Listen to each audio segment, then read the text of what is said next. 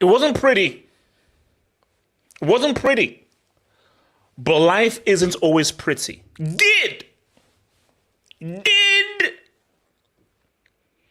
case you're new, gait is a very important function of not only football, but sports, but of life as well. Because sometimes you can't do the things the way you want them to be done. But all that matters is the end result. It's not how you get there, it's the end results. That's the key thing. All that matters is the end results. Good. I said prior, just give me a dub, just give me a Donetsk.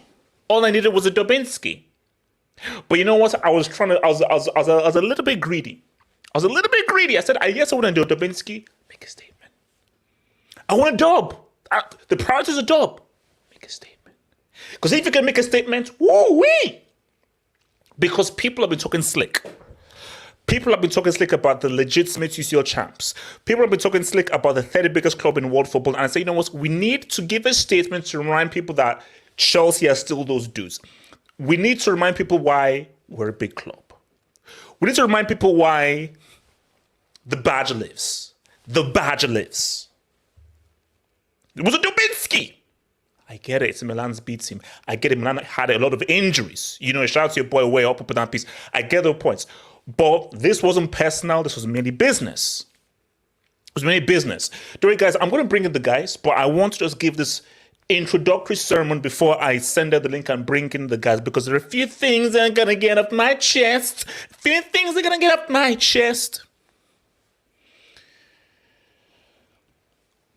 Quidditch ball.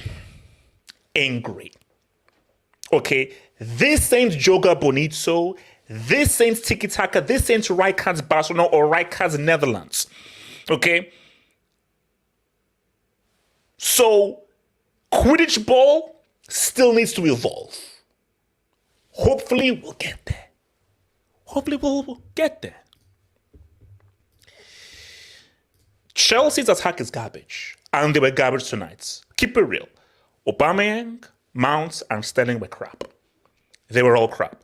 People say, okay, Aubameyang did not have service. No, you make your own service. If you're that dude and you're supposed to be of a certain ilk and you're earning a certain wage, you make your own service. Similar to what we said about Lewandowski.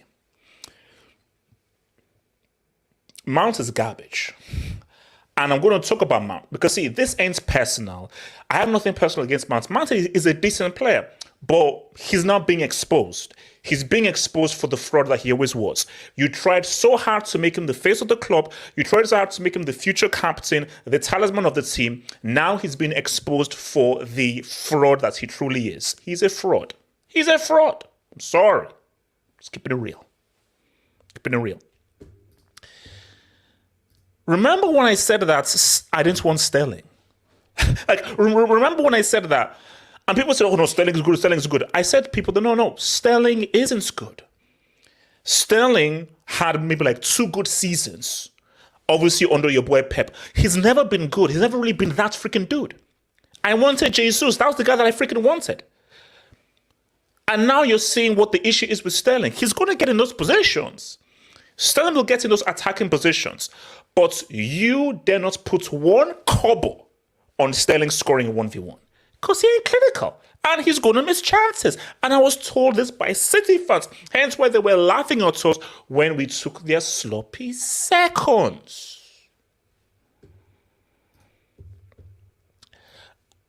Side note, what makes it worse is we get Sterling. Look at what your boy Haaland and Alvarez are doing. They both scored tonight, and we'll get there. We'll talk about Haaland and Alvarez. They both scored. So, City, that rubs me the wrong way. I take that as a personal affront. Kovacic didn't have his greatest game today. Last week he was high. Chilwell, was looking a bit iffy. Kepa almost gave to the Milan a goal. We salute Thiago Silva. Bro, I don't care how old this guy is. People need to put respect on his name. What I've always said about Thiago Silva, he messed up. If Thiago Silva had moved from PSG and played either in La Liga, Premier League, or Serie for the last decade, he would be regarded as one of the best defenders of his generation. These are facts. You see, the only reason why people don't see Thiago Silva as one of the best defenders generation, of which is what he is, he spends most of his career in Uber Eats. And we never rate what you want in Uber Eats. Bro, because this guy, he is an outstanding defender. Not amazing, the guy is an outstanding defender. Of course, there'll be a mistake here and there. This guy's defending is amazing. And I knew this from back there from Milan.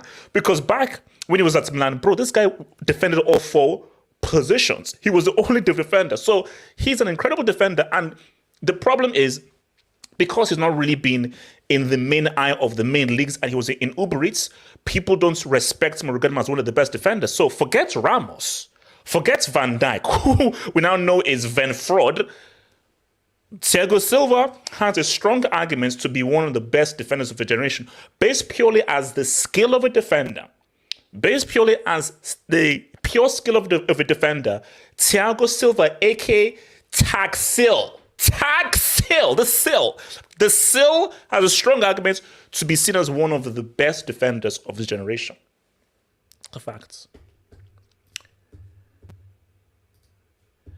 As I told you, I live in many places. So I'm in London, I'm in Milan, I'm in Lagos, I'm in Accra, I'm in Cairo, I'm in Lebanon. So I move around. So nobody knows where I am. When I'm in London, whenever I'm in London briefly, I pass along the Chelsea Stadium. Before you enter the megastore, there's a massive standee of Mason Mount. You go into the megastore, and at the front counter, the Mount jerseys are there.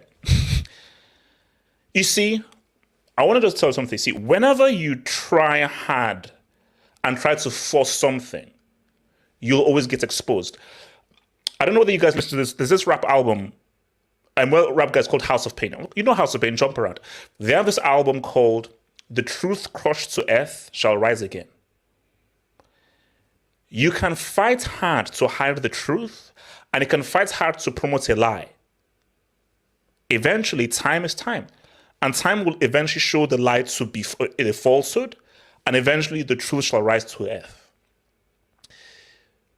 we always knew that Messi Mount was a fraud, that he was a limited player, decent player, but he was limited.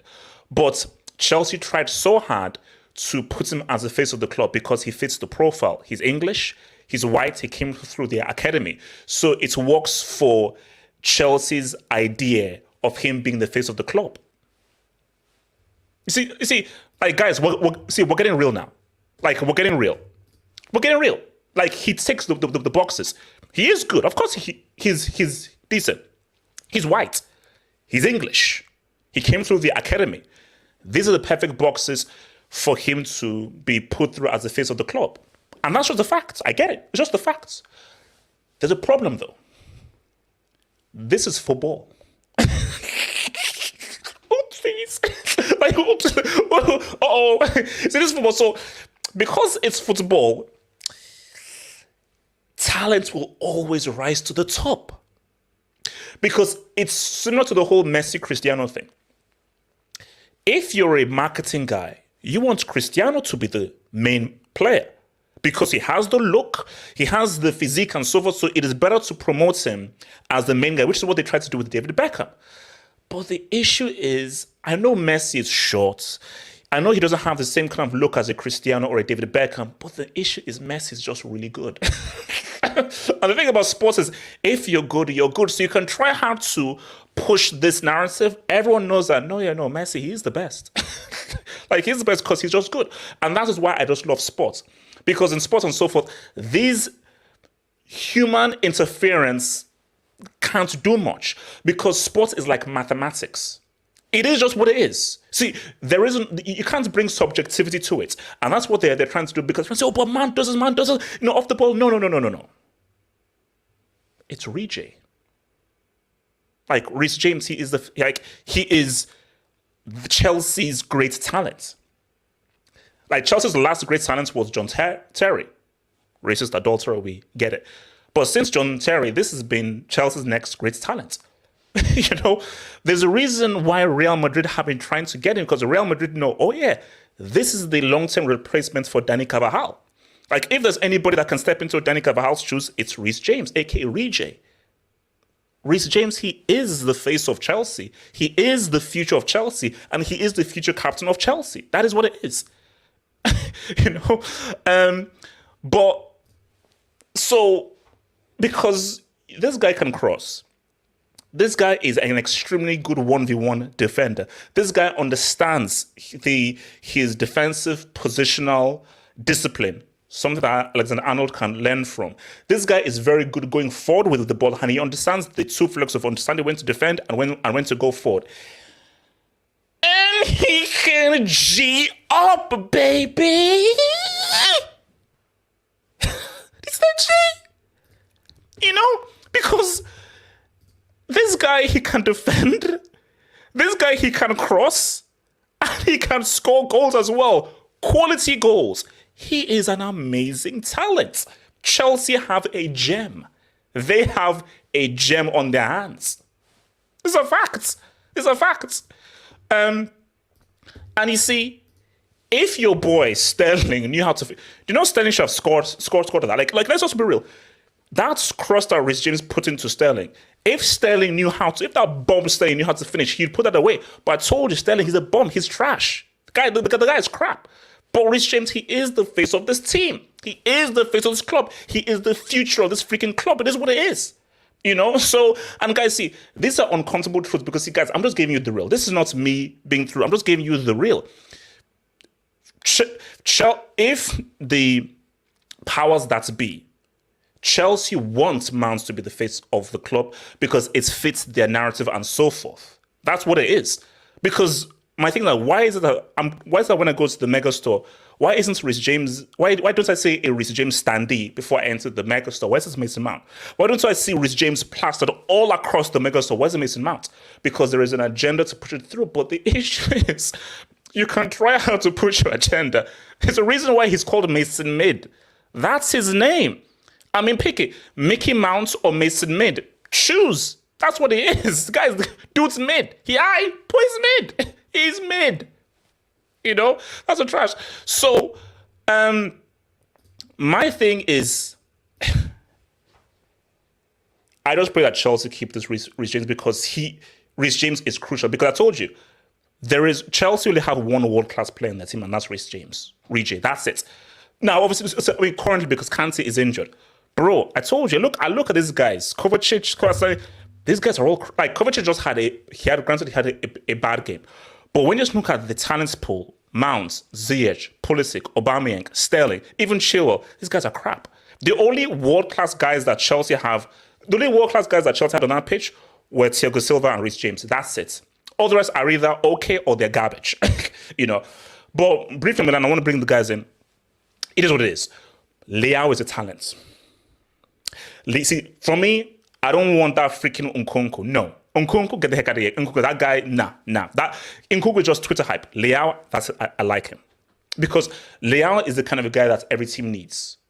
I need you to do something. Because when the guys say, well, I didn't have service, I was not in the right position by players. No. I need one of those guys that just give me the ball.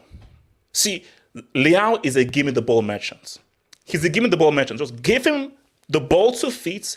He can try and create and conjure up something.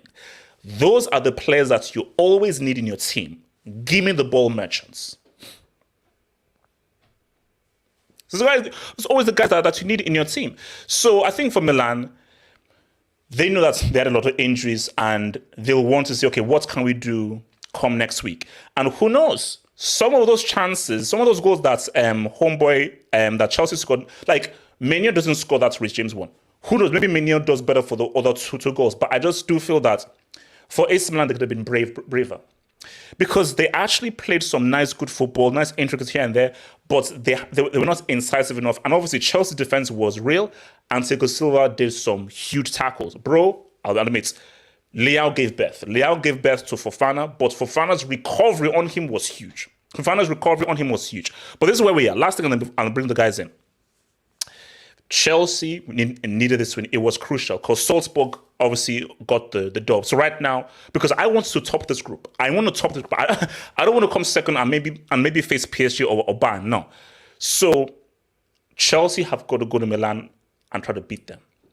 Chelsea now a draw. Okay, cool. I can work up with a draw, but Chelsea have to go with the mindset of trying to beat AC Milan.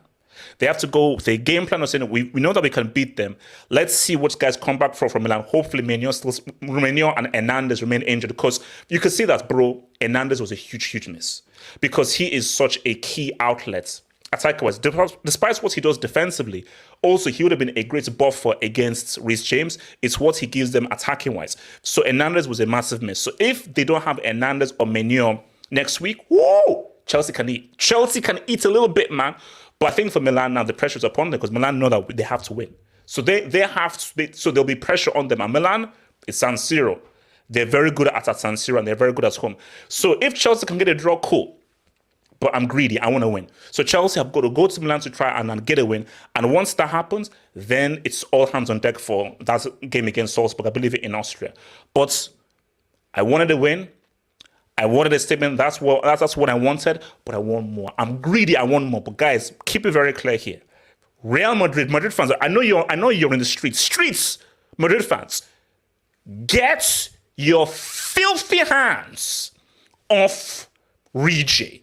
He's not for sale. He has signed a blood pact for Chelsea. He's here for life. He's here for life and in retirement. So Real Madrid, get your grubby hands off Rodrgyo. He's out. Okay? Because what you need to understand and what you need to accept is that for all time, there is only one. And that's how we're gonna end it, man. So let me bring in the dudes, man. So copy clipboard, let me bring in the dudes and then I'll take you to base, man. Yeah, so link to Hangouts. How are they doing? What the hell? All right, guys, I've sent out the link, man. I've sent out the link to the Hangout. Guys. I've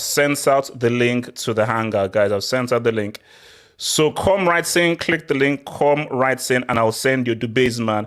Guys, please, man, like that vid, subscribe if you're new. Like that vid, subscribe if you're new. Let me get my headphones. Like the vid, subscribe if you're new, man. All right, hold on. Where we are? Okay, so. All right, you hold, man. Let me put in the names here. Okay, what are we doing? Kenny, talk to me, man. Thoughts on the game? What I take these debates, man. Kenny. Yeah, man. The result, man. We needed that, man. We needed that. Yes. The result was the most important thing, man. But yeah, honestly, Milan, they didn't really pose any threat. They had a lot of possession, but I mean, no, but they had a lot of injuries, though. You have to be fair. They had a lot of injuries. That's true. Yeah, they have a lot of injuries. Obviously, the football, and they made a lot of mistakes. Some of the mistakes, I don't know if it was. I don't think it was really us like forcing them to make mistakes, but they made quite a lot of mistakes, and obviously we were able to capitalize on some of the mistakes. So look, I mean, am I being too harsh on Mount in my assessments of Mount in this game? Because some people have said that, because I put up my thing on Twitter and people say, you're too harsh on Mount, why are you bullying Mount, why are you targeting him and stuff. So am I being too harsh? No, I don't think you're harsh, but I think there's a bit of both. I think people are a bit too harsh because there's a lot of people that hyped him up. So I get that obviously he's not as good as some people say it was. Is he a decent player? Yes. But for me, it's like an English Paul G song for Man U. The guy that he will run a lot. Yeah, he's not the best technically. He will run a lot in big games against big teams. Yeah, I don't mind him playing, but like when you're trying to dominate teams and play like offensive football, I don't want him to be playing 10 and further forward the pitch, man. Because and I think you know what I think the big issue is that he's playing the wrong position, so he's not being helped because he's playing in attack. And he shouldn't be an attacker because his skill set is better to be in midfield. So he should be a number 8, where he's much better. Yeah, but we don't really play. If we played with 3 in midfield, yeah, but because we play with a pivot, so that's the issue. You can't play in a pivot, and obviously the only other position he can play is like further forward the pitch. So obviously, he has his uses, but obviously he's not. Like I said, he's not good enough to be the main guy. We still need better players to come in. But yeah, obviously, Reece James, you know what I'm saying? Best right back in the road, man. All these trends composing, we need to allow them, man. Please, man. Eminence, we're saying, what is we saying about the game, man? HH, I'm happy, man. I'm so happy right now. HH, I can't lie to you. Because for me, the football wasn't great, bro. Yeah, so I don't know how happy you should be. But yes, the 3 points, the 3 points. Yeah. That's what I'm saying. The 3 points was the most important thing for me, man. But listen, Sterling for me, I don't know what the guy was doing today.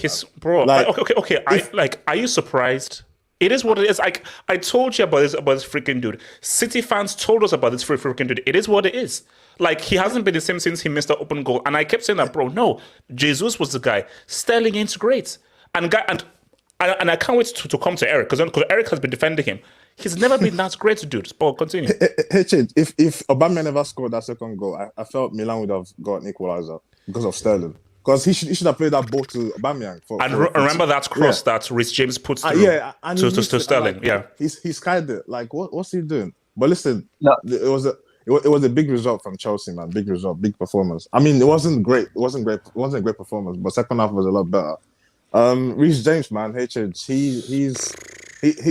guy's levels, man. He's levels, man. Like, honestly, this guy's amazing. Because he has everything. He can defend, he can cross, he knows the discipline of his position, and he can score goals. the guy is so good, man. Like, there's a reason why Real Madrid wants to sign him. He's very good footballer, man. And listen, Leao played well, man. He actually played well. He played well. He scared me at times, but see, that's a player that Chelsea need. HH, he's a very good player, man. Yeah, no, because Chelsea don't have a guy who, ISO position, let me try and create something. Nobody has any true dribbling ability in the end. See, let's put it, that attack was crap today. Between Aubameyang, Sterling, and Mount. Bro, just think of that attack. The attacking three was Aubameyang, Mount, and Sterling. Yeah, but to be fair to Mount, the Mount is not a winger. It's like, I don't know why he keeps playing in. It's not a winger. Like, they shouldn't be playing him there. Play Pulisic if it gets to that point. Just play Pulisic. Well, yeah. All right, Eric, we're saying about the game. Kenny, go for it, Kenny. Lau had a good. I won't say good game. He had Like, a couple times. The first half, I seen him, make difference. But in the second half, for me, he didn't really. Oh no, he was better in the first half. He was better in the first half. Nah, in the first half, Yeah, he was good. yeah, He was good in the yeah. first half, yeah. All right, Eric, talk to me, man. Eric, Look. I'm gonna defend say your man. some. Eric, Hold on, defend your man. Defend your man. Defend it. I'm gonna Defend say it. some controversial things now. Okay, just listen up. Oh, please. Okay, we're listening. Okay, if you think Leao had a good game and Sterling was poor, I don't know what game you're watching. Wait. Are you saying Sterling was good? You saying No, Sterling was good? hold on. No. Let me This, say what I okay, said. say, Eric, don't try and use semantics and No. and clever words because I know I'll you're say trying to be clever. So what exactly are you saying? I'll say it again. If you think Leao was good, because that's what you said, and before the game you told me Leao is better than Sterling. Of course he is. So, okay, of course he is. Yeah, sure. So No, Eric, please, I beg you. Eric, are you telling no, Eric, so you're telling me that Sterling is better than Leao? 100%. It's not even a question. Wow. You can't Wow. even compare these players. Things are happening, man. Things are happening, man. But listen up. Come on. No, he's not. I mean, people comparing Leao with Sterling is very weird to me. I don't get it. Wait. Eric. Why is Sterling better? Why is Sterling better than Leao? Just explain to me. He's just a better footballer. He's better at everything. He's better. Oh, okay, Leao can dribble. Oh, Leao looks nice on the eyes, sure about the eye tests. But let's be real. Leao was very average today. He didn't do a lot. That's the truth. No, but And what? Okay, no. We're not moving on. What did Sterling do to today? What did he do? Sterling wasn't great. Fair enough. He wasn't great, but let's be honest. Sterling was causing more problems than Leao. Sterling kept getting fouled. Because your team was they were worried about him. They kept getting Because he kept getting. What did he do? Hold up. Eric. What did he do in the what did he do in the final third? What did he do in the final third? You know what? Fair enough. He should have at least gotten an assist. 100%. Like you squared the ball to Aubameyang, that's maybe 2-0. Game is over. But those are moments where, obviously the best players show up in those very important moments. And Aubameyang got his goal. Well done to him. But this whole comparison between Sterling and Leao is not. I don't see this. What's so special about Leao? I don't see it. Who's more composed on the ball? Who's more composed? Leao has an average team. The team was holding Leao, exactly. the thing is that take that into consideration. Leao is not that good, man. Sorry. He needs to do something. No, Sterling. No. Eric, here's the thing, though. No. Say, Eric, of course, Leao can definitely. Of course, Eric. Eric. Of course, thinking can still improve and so forth. Of course, he can improve. But Eric, you cannot honestly be capping for Sterling, bro. Of course I can. Man. What do you mean? Eric, how many times did he lose the ball, give away possession? No. What positive things did he do in the game? You can't just say him being fouled. Okay, that's not a positive one. Come on, man. The positive things he did was he held up the ball. His passes were okay. He made some runs. He made some runs. He made some.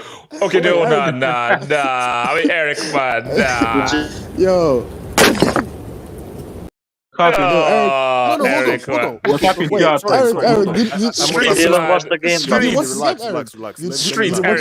Eric, this is it. Eric, you're putting up a disaster class, man. This is a high disaster class. Continue. No, I'll ask you a question. Why was Leao good in this game? Because that's what you said. So you need to tell me. No, for me, I gave him the first half. What did he you created a goal chance, but basically, Milan were doing nothing in the game. So clearly, because of the injuries and so forth, this is pretty much a Milan B team. So therefore, they were hardly in the game. Chelsea controlled. The only chance they created came because Leao pretty much took two guys out of the game when he drove through with the ball and took two guys out of the game. Anytime that Milan broke the line or actually had any forward movement, came through Leao. Nope, he was the only guy that was. So I will always give kudos when one player is able to levitate his team when nobody is doing anything and when you're on the back foot. Sterling, you're playing with the team who is in control, have most of the possession, have most of the balls, but what did you do? Nothing. Because Sterling's ability is limited. He's a limited footballer. And Eric, I cannot understand how you cannot see that Sterling is a limited footballer. No, he's limited because he doesn't, he's not flashy on the eyes and he doesn't dribble. No, He doesn't have Eric, no, first-class no. It's not about being flashy. It's about being effective. But he is. Wait, He has How was he? H- Okay, how was he effective in this game? How was Wait, Sterling H- effective in this game? he wasn't in this game, but you can't tell me Sterling isn't effective in general. Wait, Or do you in think previous matches? No, but quickly, it's like basically today. You can say. I would say they have equal games. If like some parts, like I don't think one was better than the other. But the thing is that today Sterling, for me, he had way more opportunities to show Correct, himself 100%. than Leao. Leao had And also a lot more space. A lot do you more think- space. That's Wait. true. Yeah, that's true. Do you think Sterling playing on the right was a problem for him? Like, I think so. Yeah, okay, He should have been okay. on the left, yeah. Yeah, fair enough. But honestly, for me, on the left, it would have been worse because for me, he played better with Reece James. I would have. Okay. Let me bring in Matt. So Matt, talk to me. Just your overall thoughts on the game, man. Matt. It's a win, mate. We should be here, happy, very celebrating. It's a good win. I mean, for people who don't know context, I said on the terrace in 2021. I said on Carefree Lewis's channel for the whole of 2021, whole 2022. Kepa Arrizabalaga is our number one keeper. So Matt, Matt, no, Matt, hold on right there. Matt, you do realize the one chance that Milan had. Do you know that Kepa palmed it to the Milan player? Do you know Kepa saved it? He saved it. That's Do good you know? save. Oh, I know he saved it. No, cool. You palmed it to the Milan player. So if Milan had scored, that would be down to Kepa palming it in his direction. If my dad had four legs, she'd be a tiger. Bro, What does that mean, was a clear HH? open goal. That guy was an What's this idiot if? for missing. Yeah. Wait, Matt. hang on. You cannot Well, always. hang on, Hold on, hang on, Matt. no, You HH. can't use this game as an argument for Kepa being Chelsea's number one. Yes, I No. can. It's evident examples that he can make it be number one. to be And fair, it's just man, you distribution as Chelsea well. fans are Hang on. watching that show. How can a shot coming at 70 kilometers an hour and he has to catch it? It was a reactionary save, and he saved it. No, I don't know what you Matt. expect him to do. Did you hear what I said? I don't say what. This is what they teach you as a keeper. If you can't save it, you palm it away. So you palm it out of danger and so forth. So of course he's not going to catch it, but he palmed it in the direction of the Milan player instead of palming it away. So if Milan had scored, it's because Kepa palmed it right to the direction of a Milan player in front of him instead of palming it away. No. But even if the guy scored, Kepa still messed up with the save. He still messed up. So No, Matt, but it was a save no. You can say that. denied No, a what goal. he should be saying is Chelsea needs to go and buy a top keeper because both of these keepers ain't great. Are we in a transfer market? No. There's no active market right now. We've only got 3 keepers. We can use what I said right now, and number one is Kepa Arrizabalaga. We can dictate this next August. Wait, but I'm saying you know right now. what, HH, to be fair- But hang on. HH, how can you sit here and say that Mendy would have said that, right? But there's 4 players in front of him. Matt, they're I both can say crap. better now. Matt, would they're have both said that. I'm gonna say crap. this- They're both crap. They're both Okay, both crap. Hang on, but this thing, Kepa's coming from a bad form. He's coming into this new form. I don't care. Once they can get the best out of him, I don't that's care. fine. That's He's your opinion. That's crap. fine. He's But crap. as of No, but right let's- now, no, Matt, as we'll of never right agree. now, he's our He's- number one keeper. And I say he's crap. And I say he's garbage. So move on. Let's move on. So what's next? Anyway, What's next? next point is, I for once I agree. HH, I don't think Mason Mount is anything special. I don't know why people were hyping up today. I don't know what he did for people to hype him up and go, "Hey, a great performance." He was bang average at Nah, best. he played one pass. Offside That goal, was that's it. it. One pass. He He was played good. one pass. That was it. I don't think he was. No, but hang on. Who said it was good? Was that Eric? Big up Eric. I haven't Yeah, spoken it's to you in a me, while, man. Big up too, bro. But I mean, you can say you can score that off goal. Great. I think that the first half he was absolutely horrendous. He lost possession 3-4 times. He couldn't make a straight pass. He couldn't dribble. His positioning was off. Him and Chilwell did not link up at all whatsoever. Alright, And that's very Chilwell's poor for meaty, them. man. Chilwell's meaty, man. Can't Yeah, lie. he's been me. I've always Cook around as number one. And Chilwell, I mean, he's a great player still, but he's not number one. But I don't see what people saw in Mason Mount today. I'm going to be honest. I do not see it. If you guys are counting that offside goal as a great goal, I don't know what you guys are talking about. No one did that to Werner because we knew offside goals do not count as goals. I don't know how simplistic I have to put it down to. But Mason Mount, for me, he needs to improve a lot. I've always said he's the English Willian. He's a bang average player. He's a good player. He's nothing special. And coming in this market, we have to look at him. We go, can we sell? Should we sell this guy? Because every season he's invincible. Oh no, he's Mason Mount. He's poster boy. We can't sell him. Next window, I will consider selling him if a good offer comes in. I said last season, if an offer came for him, I'll get him out. Same with Havertz. Matt, can I just quickly talk about Chilwell and Cucurella, because most Chelsea fans think Cucurella is amazing, but not this guy. Cucurella has work to do, man. I'm not fully convinced. I have to be honest. How good was Chilwell today? Truthfully, No. Chilwell, he didn't do a lot, but he didn't do anything wrong. He just did what was required, to be honest. But He's too safe, man. He's too safe. That's the thing. It was too safe with his passing. The thing with Cucurella that he does well is when he sees a guy in between the lines. He takes more risks going. He takes more risks with the passing. You can tell he's Chilwell Spanish, is a bit man. too safe. Yeah. Okay. Cucurella's, I don't know. I think Cucurella's a number one though. Like if it's out of Chilwell and Cucurella for me is always gonna be number one. Chilwell's I think a rotation. No. Wait, hold on. Let me take some debates, some quick debates. So, shout out to your boy, Chichi Bridge. Thank you for the dub. Leao is very good, but he's lazy off the ball. Always just walking around. He needs to work on that, but otherwise, bring him to the bridge ASAP. Well, who knows? I don't know whether that's because you never know whether that could be managerial directions of like, okay, I want other guys to work harder off the ball. I don't want you to work hard off the ball. So I don't know what that is. But the guy is quality, though. The guy is a quality player. JJ Bridge again, thank you for the dub, man. Big up you. You asked for 3Gs last night. Hey! As you got it, my brother. Let's see what Potter can do with this team. And Oba, 2 goals in 2 games. Look, see. Aubameyang's game was quiet. Again, I don't think he was great. I think he could have done more. But again, he's a striker and he did his job. For a striker, as long as you put that ball in the back of the net, you've done your job. And he was the right place, right time, took the opportunity. Yeah, the defender messed up, but he took the opportunity. So boom, 2 goals in 2 games. Hopefully it continues. And I think I just hoped that Reece James cross that went to Sterling went to Aubameyang instead. I was like, wow, go. The guy just because you need someone that's clinical, man. From CNIAC 24, Rodrgyo, he's the best left back for left backs, best right. Oh, sorry, he's the pound for pound best right back in the world. Chelsea through and through, and he's a brother. Hey, no debates needed, no more agendas. He'll be the next captain. No, he should be, because see, my thing is that look, there was such a push specifically from Lampard for Mount to be captain. That's why he made him captain in his last game. But it makes no like Reece James. He's too talented. The guy he's too talented. He's such a rare talent. He's come through the academy. He is so obviously the guy to be captain, And you just pray that the guy doesn't, that Real do not come in for the dude, man. Shout out to. So, I mean, if there's space, I'll tell you when there's space, because right now it's full, but when there's space, I'll tell you when there's space, bro. Shane says, big clubs don't tell everyone they're big. Shane, relax. 2012 lives, man. Shout out to your boy K-Dog, man. Shout out for that, man. Aspen K. Before any Barca fans are slandering the Ballon d'Or winner, he was our best player on the pitch and he creates all the goals. Okay, this is in reference to your boy Benzema. Nah, but like he had a great game. He had a great game. Yeah. So look, anyone can jump in. With this win, do Chelsea make it through the group before we go to the next one? Wait, who said no? Who said no? Yeah. What was the question? Someone.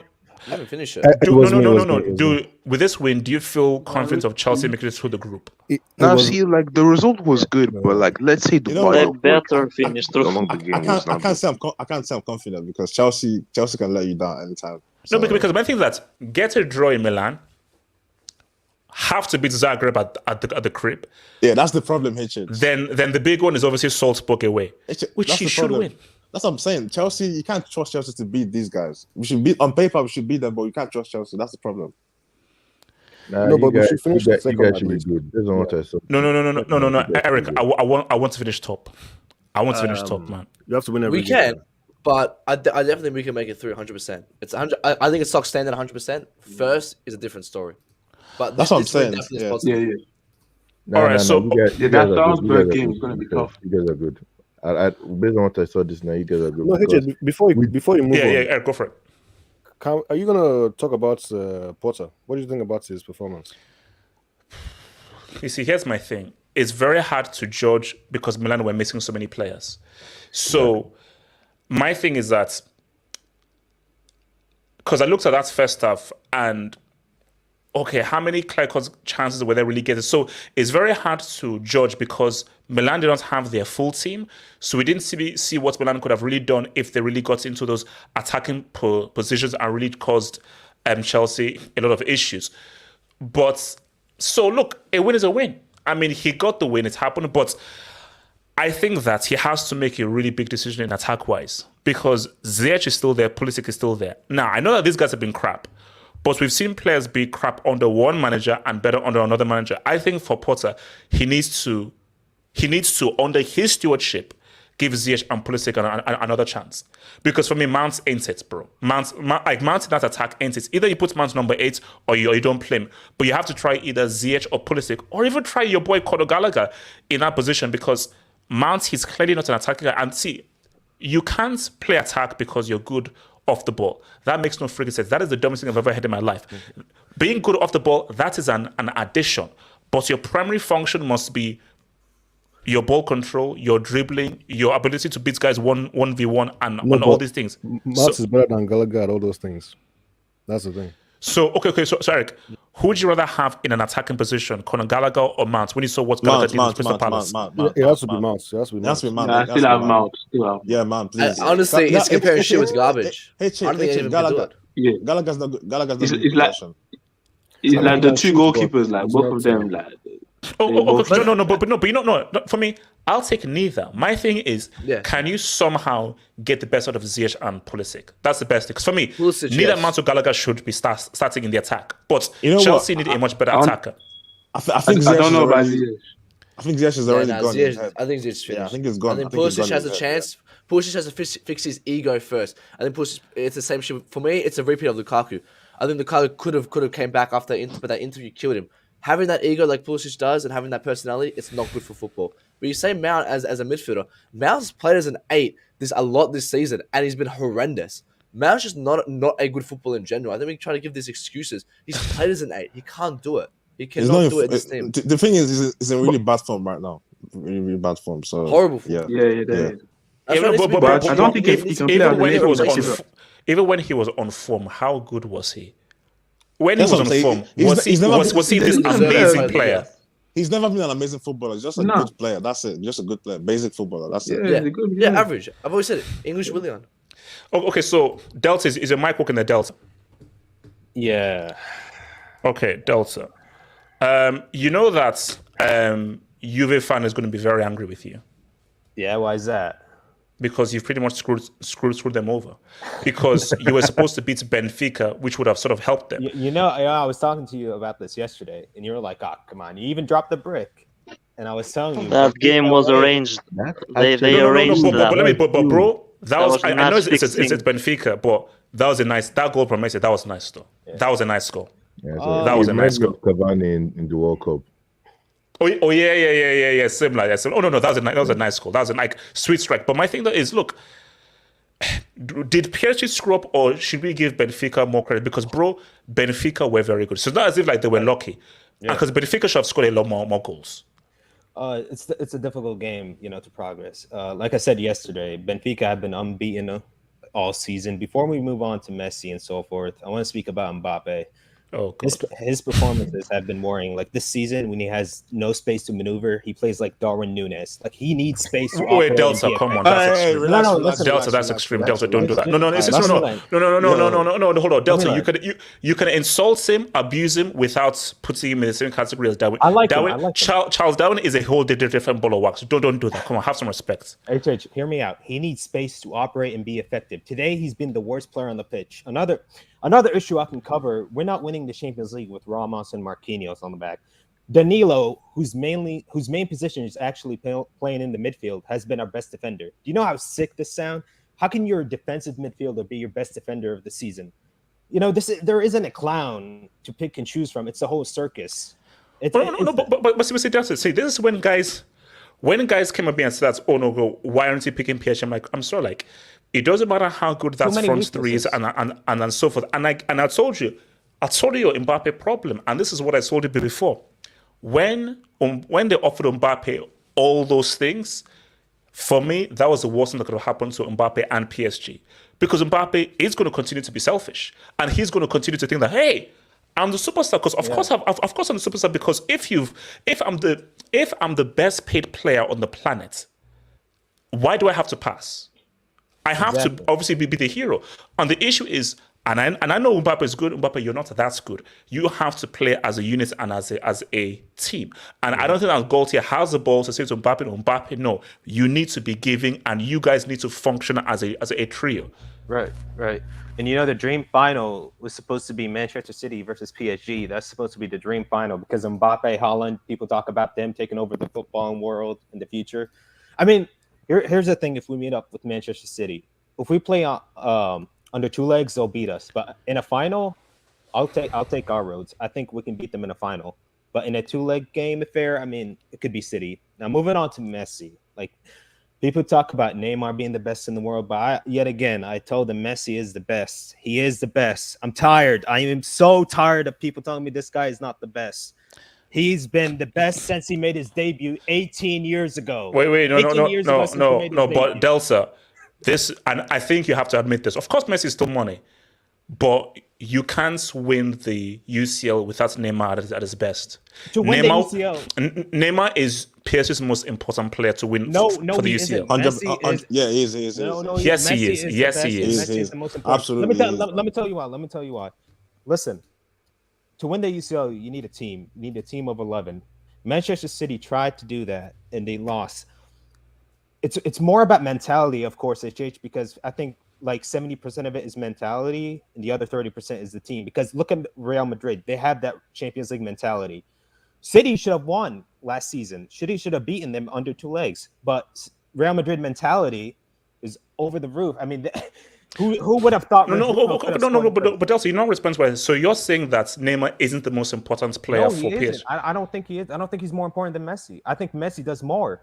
I think on the pitch, I think Messi controls the tempo and he moves from midfield to attack better than Neymar does it. Listen, both are number 10, right? Both Messi, you can compare Messi and Neymar since they're both number 10s. But when I look at Messi and what he does compared to Neymar, I feel like Messi does more on the pitch and he's actually a better finisher than Neymar. Granted, Neymar has scored more goals. Okay, Delta, maybe you're not saying. So if Messi is at his best and Neymar's not at his best, that's enough for PSG to win the UCL. See, when I talked about mentality again, HH, that's the key. Because my thing is that, of course, we know how good Messi is, but Messi at age 34, 35 at his best, if no one else is at his best, of course, PSG can do well. Can they go all the way? When PSG made the final, Neymar was a key component for them making that final. So the point I'm trying to make to is, we all know how good Messi is. Of course, Messi can do amazing things, but you need Neymar to be at his best because of what Neymar brings. Of course, you also need those guys. But if you don't have Neymar at his best, even Mbappe and Messi at their best, that won't be enough to beat a Man City if you run into them before the final. I understand your point of view, HH. I understand how you said Neymar will be important for us in our Champions League run because he was our best player in that 1920 when we met up with Bayern in the final. Mm-hmm. He was definitely our best player. But here's the thing. It's not the attack, HH. This is where the issue conflicts. It's not the attack it's the defense. When we lost last season, it was mainly our defense that was the problem. Yeah, Donnarumma and Marquinhos, Donnarumma, who's been money this game, by the way. But last season against Real Madrid, I don't know what that was. 15 minutes to concede 3 goals. Props to Benzema, props to Real Madrid. Like I said, mentality monsters, but you can't do that in a Champions League night. This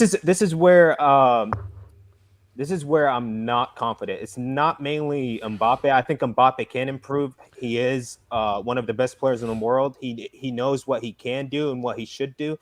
Our problem lies on that defense because I do miss Thiago Silva, man. For me, that when you talked about Delta, the best, I am very glad that we have it. Delta, that has to be one of Chelsea's best acquisitions that people don't talk about. Chelsea getting Thiago Silva is one of Chelsea's best acquisitions. Screw Chelsea. Yes, shut up, man. He's such a leader, man. For me, he's the best defender of a generation. Him and Ramos are the 2 best defenders of their generation. Difference is, Ramos played for Real Madrid and he's stuck with us. Where was Ramos today?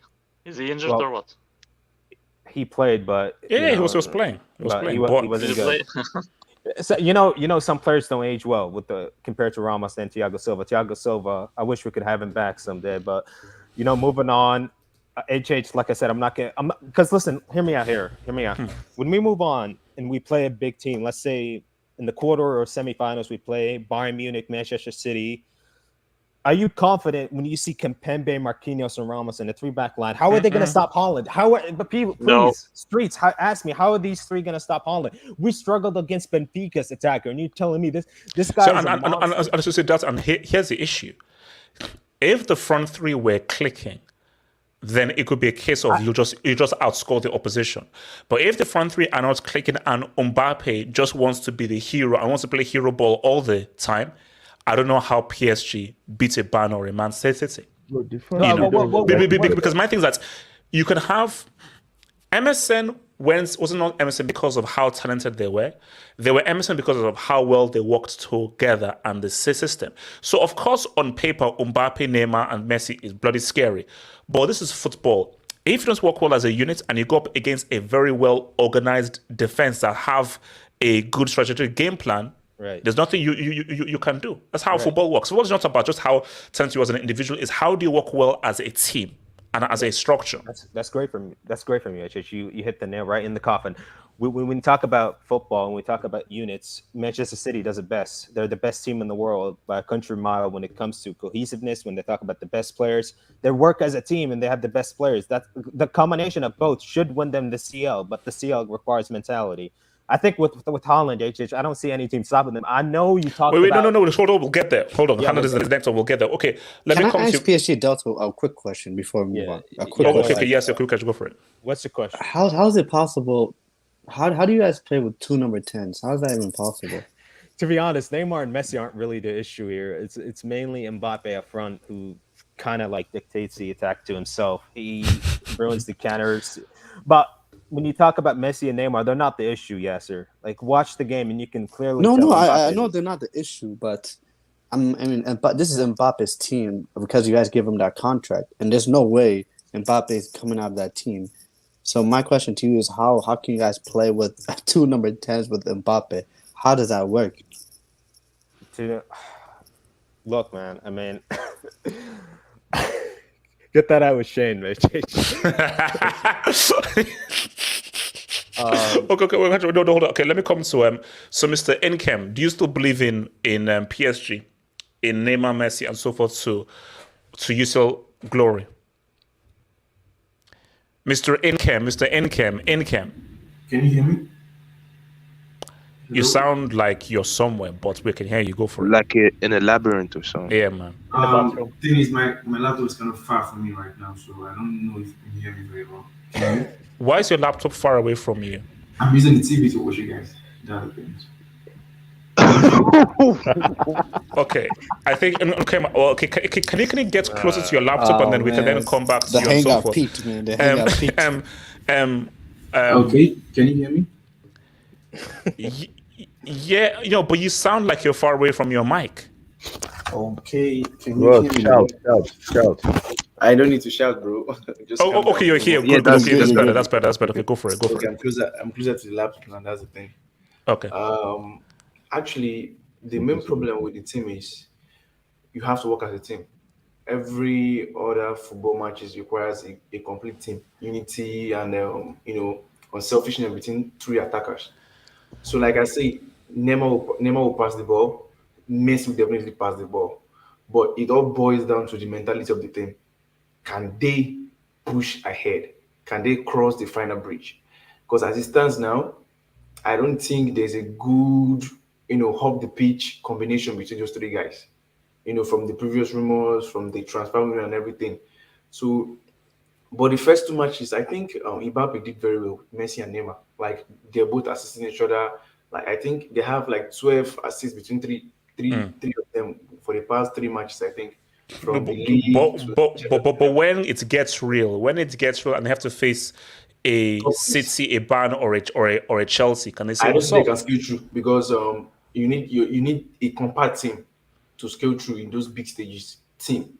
It all boils down to the team, not individual performance, team performances. I keep saying it. Now, Man City will edge through because Man City needed the final edge. They needed the clinical finisher, and they have one. No, hold on. We'll get the door. So, okay, let me quickly come to you. So, your boy Gatlo, what are we saying about PSG, man? Do you still have? I mean, look. My thing is, this ain't last year Messi, where I don't know what was happening. This is a much better Messi. Or do you think the issue is, as Delta says, defense looks a bit shaky and they don't seem to be working together as a unit? They're just relying on their talents, which isn't how football works.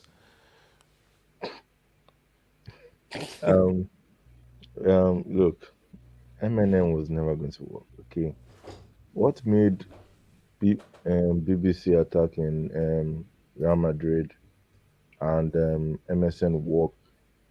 You have a left-footed right winger. You have a left-footed left wing. I mean, you have a right-footed left winger, and you have a striker. That's a front three. It's simple math. It's not hard. It's really not that hard.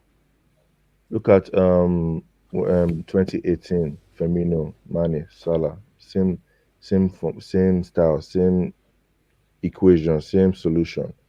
This team, as much as they have two of each, Mbappe is not a striker. And the way Messi plays at his age right now is different from how he was playing back in the day during MSN. Same as Neymar. And MNM, and it's even bad when one of them don't even like the other, in Mbappe and Neymar. It's like you have the ingredients for something amazing, but together it's just not working. And that's the thing for this PSG team. They have so you have no faith in them winning the UCL? No, I mean, every time they've gone out, what has been the issue? Is it because they are not good, or because they just don't show it, or because they just fall apart? Their talent has never been the issue. No matter how many players they bring, even if they bring somebody with like Champions League heritage, or a team that like Ramos now, who has won Champions League before, or Donnarumma, who was good in the Euros, Messi, who's Messi, Neymar, who is balling, Mbappe, who's Mbappe, like Verratti, who you call one of the best midfielders of this generation, Marquinhos, who we touted as very, very good in the past. Now we're calling him a brick. So it's just like there's always something with PSG where they're always missing something that makes them champions and that makes them very good, and that's cohesion. It has never been there, and it's still not there right now. Unless they get that, PSG are not doing it in the Champions League. You know what it is, Galak? Can I click on this?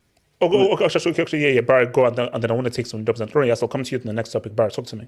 Yeah, but when I watched this game, I personally thought Benfica played very good. I like what they're made of. It's a well organized, very old, very good squad overall. I like also, I don't know how to say his last name, but like Roger, the German manager of Benfica. Yeah, he's doing a good job with the squad. PSG, like just before the Messi goal, like if Donnarumma wasn't there, like it would have been like 4-0, 5-0, like something mad like that. I don't know. Benfica played it well. They played well. Yeah, they're good. But when I watch PSG, I've watched like a lot of their games this season, and it's definitely one of the worst. But when I look at this, I'm like, Gatti, he is a serious manager. Like, he's smart. He knows what he's doing, and I believe that even though there's still something missing, cohesion maybe, but I just thought that it was kind of a bad day at the office, But when I look at this trio, M&M, it looks like they're better off as a duo, It looks like, let's say Messi and Mbappe at the end of last season, it was working, Or Neymar and Mbappe, it works. Messi, Neymar, it works, But a trio, I don't know, because as we said just before the season started, I don't think there's one of those three. No, I think Messi is willing to sacrifice his personal benefit for the team to work well, Neymar and Mbappe, I don't think they're necessarily willing to do that, because Neymar, he's supposed to be at the peak of his powers, and Mbappe, we know what happened during the off season. So it is what it is. But we're looking. I wouldn't say that it isn't as bad as last year. It's still a good squad, but there's little things to correct. Okay, so wait, can I go next? Yeah, real brief. Go for it. Yeah, so I think somebody asked here if Neymar is important to PSG. I think Neymar is absolutely vital. Firstly, he covers the most distance among the front three. Without him, their pressing, their counter pressing doesn't work. He's the best at midfield duties, at progressing the ball from deep. He helps PSG in breaking pressure, especially when Verratti is not there. And I think he's more intelligent between the lines than Messi. Messi just drops deep regardless of context for those diagonal long balls to the left back so he can receive it around the box. Messi only knows how to score through specific patterns that PSG have That's now not begun true. to. That's not true. Just man. let me finish. Let me finish. The main reason that Messi is actually producing this season is because PSG are catering a lot more to him.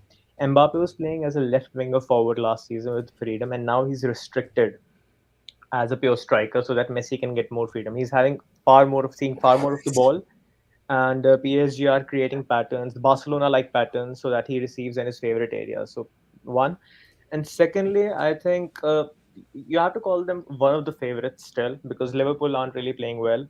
Benzema is not really firing for Real Madrid, so that rules them out. Barcelona, as you all know, are on their way to Europa League. So just based on the quality they have and the individual brilliance that they're capable of, they're up there. They're not really favorites, but you wouldn't be really surprised if you find them in the deeper stages of the Champions League.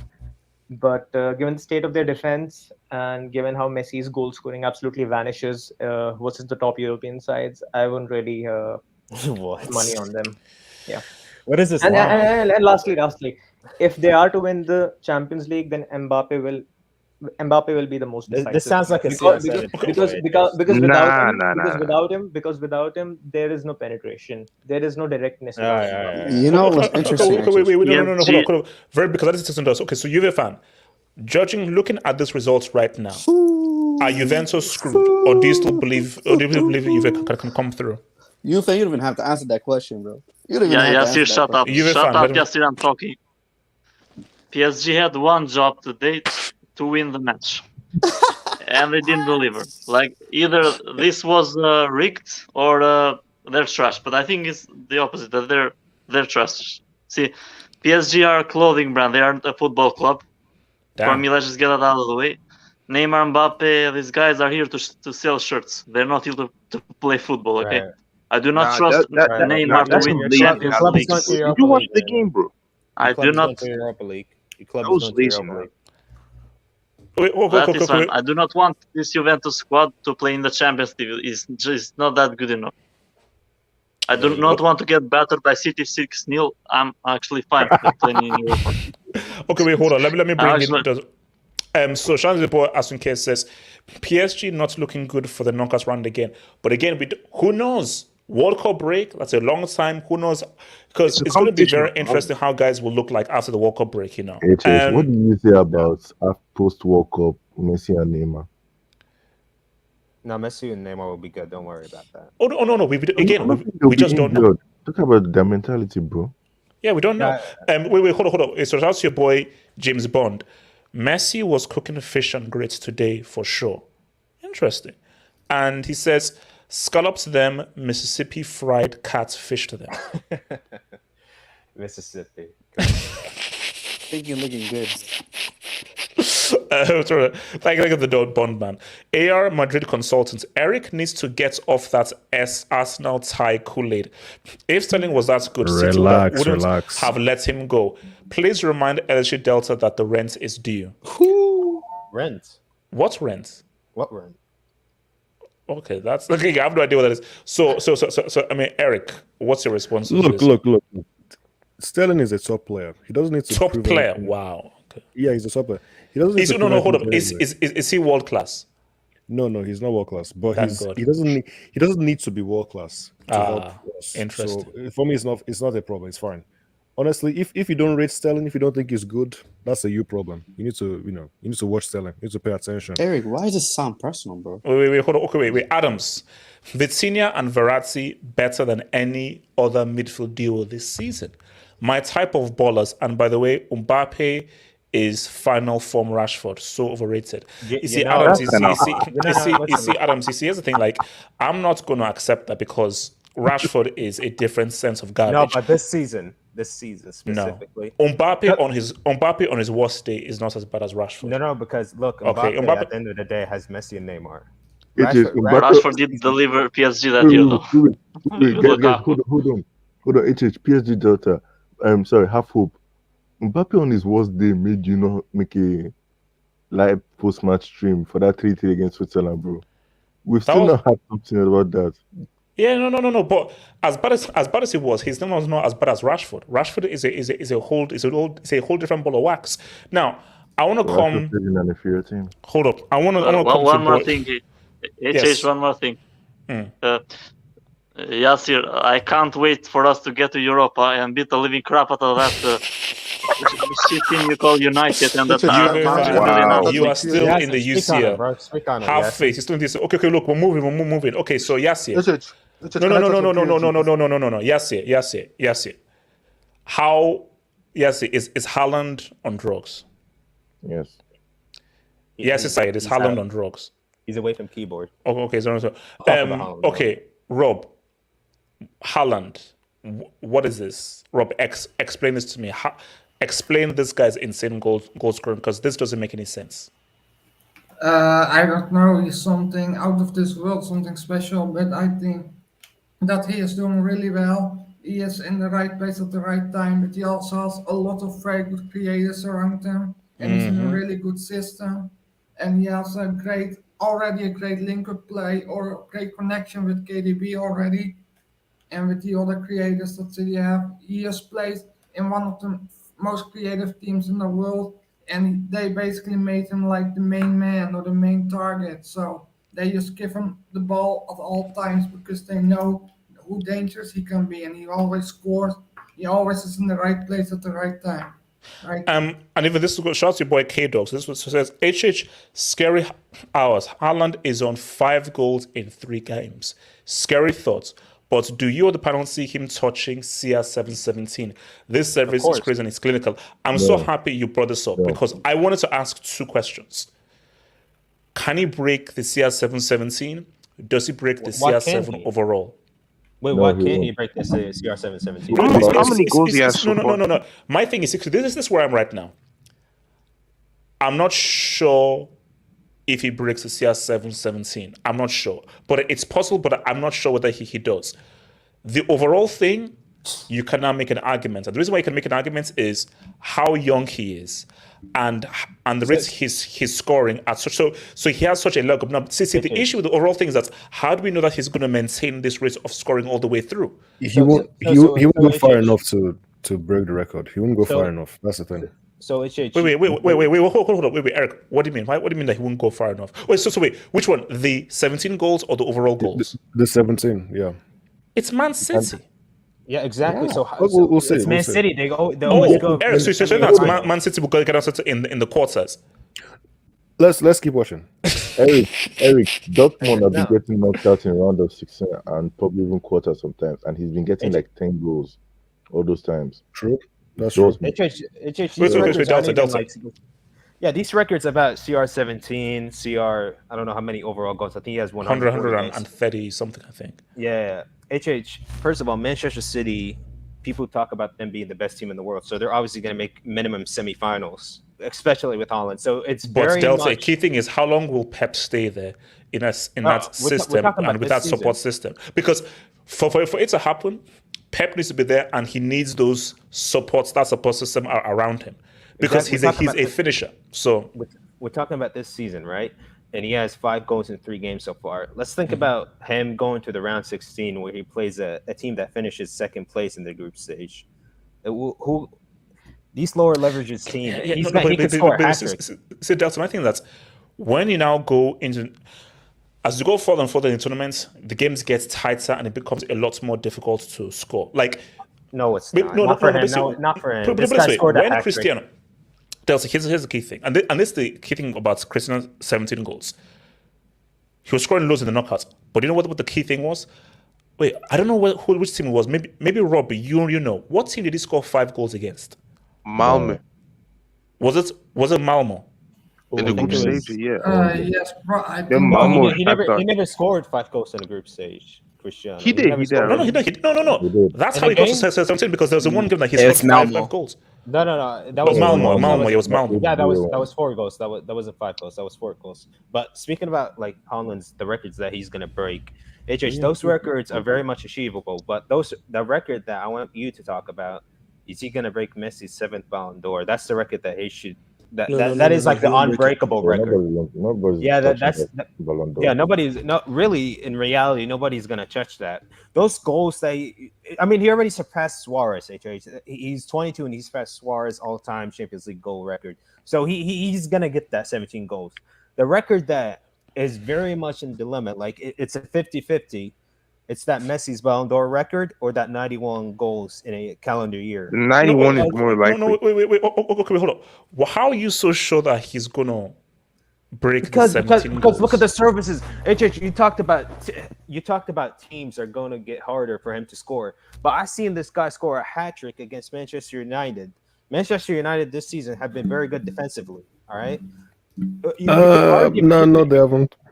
You could arguably say Manchester United defense has been better than Bayern Munich defense. You could arguably make that. And to counter that, not against Brentford though. Well, yeah, I mean Maguire played against Brentford, so Maguire tax at the end of the day. So if Haaland played against Bayern Munich, he could very well score a hat-trick against Bayern Munich because look at it from today's game. He only needed his first touch to score a goal. No. See, my thing is that look. This goal scoring is, I've never seen anything like it. So I'm not going to come and say, oh no, it's impossible. From what this guy is doing, with what he's doing, it is not impossible. But I can't just come out and say, oh, he'll definitely do it. But put it this way, he has a very realistic chance to break the record because this goal scoring, what this guy is doing goal-wise, it's stupid. How many does he have now? 5. So it's 5 in 3. 5 and... Ooh. Yeah, I don't know. You know that he has more goals than games overall. Yeah. So he could by the end of the group stage he could reach like 10 or 11 goals, right? Because my issue is they play Copenhagen again. Sevilla have just sacked their coach, so they're going to play Sevilla with a new manager. And then Dortmund. It's a start padding session, and they played over again. So he can really, and I think that's the key thing. You can start pad against Copenhagen again, against Sevilla again. Then you're going to play most likely a weak team in the next round of 16. So by the quarters, this guy could be on 10. He could be on 11. Yeah, but see, I don't know. Like, wait, hold on. Juve fans went at the bar. Juve fan. Juve fan. The thing is, listen, like Haaland is just as good as his team, bro. Just look at him internationally for Norway. Like in the Nations League, they got beaten by Slovenia like 2-1. I mean, he did score, but they just got thrashed because the midfield got shut down. And the thing is, Haaland is just as good as his midfield as his team overall. That supplies him chances. Like if you want to shut down Haaland, you need to shut down his team. And like, how many people can shut down Man City though? That's the problem. Well, that's the problem. Yeah, Man City nobody can shut up a team. Is Haaland on its own? He's not gonna win games by himself like Messi. He needs a team around. The only team who really ever stopped Manchester City were Liverpool. That was back in the days when Klopp and Mo Salah were really on their prime. But apart from Liverpool on their prime days, no team really stopped Manchester City. Maybe like a Real Madrid. Rodrgyo says, "What's up?" No, man, you can't talk about Real Madrid, man. You can't. Wait, hold on. Okay, so Patrick, Haaland, where were you at with Haaland? This guy breaks this record, man. That guy's a monster, man. He's a fucking monster. You know he scored 9 goals against Honduras, right? Shout out to Honduras, man. Shout out to Honduras. But okay, does he break your GOAT's record of 17 goals in a thingy game in the UCL campaign? Maybe not this year, but I think further in the future he probably will. Yeah, I mean it's. No. Can I go on this? Okay. He's only like 22, bro. Yeah, Gatlock. Yeah, but you see, he only has 3 more years, or I think 2 more years to do it, if he wants to break Homeboy's record. Because if I'm not mistaken, the Champions League format's about to change soon. So is it going to get tougher or easier? The format. That's a good question, because how many group stage games would there be? Yeah, exactly. I don't think there's going to be more games though in the new formats, or I don't think there's going to be more group stage games. Because I think they say like it's going to be like a league format to begin with, or something. Yeah, it's a lot more teams, a lot more games. Yeah, Like it's a Swiss system or something like. Yeah, which It's means like, yeah, why do they keep changing this It's all the time? just, it's just dumb, dude. I swear.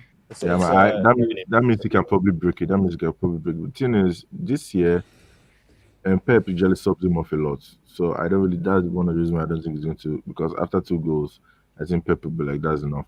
Because in this scenario, man, I really don't know. I really think City will be a problem in the knockout stages.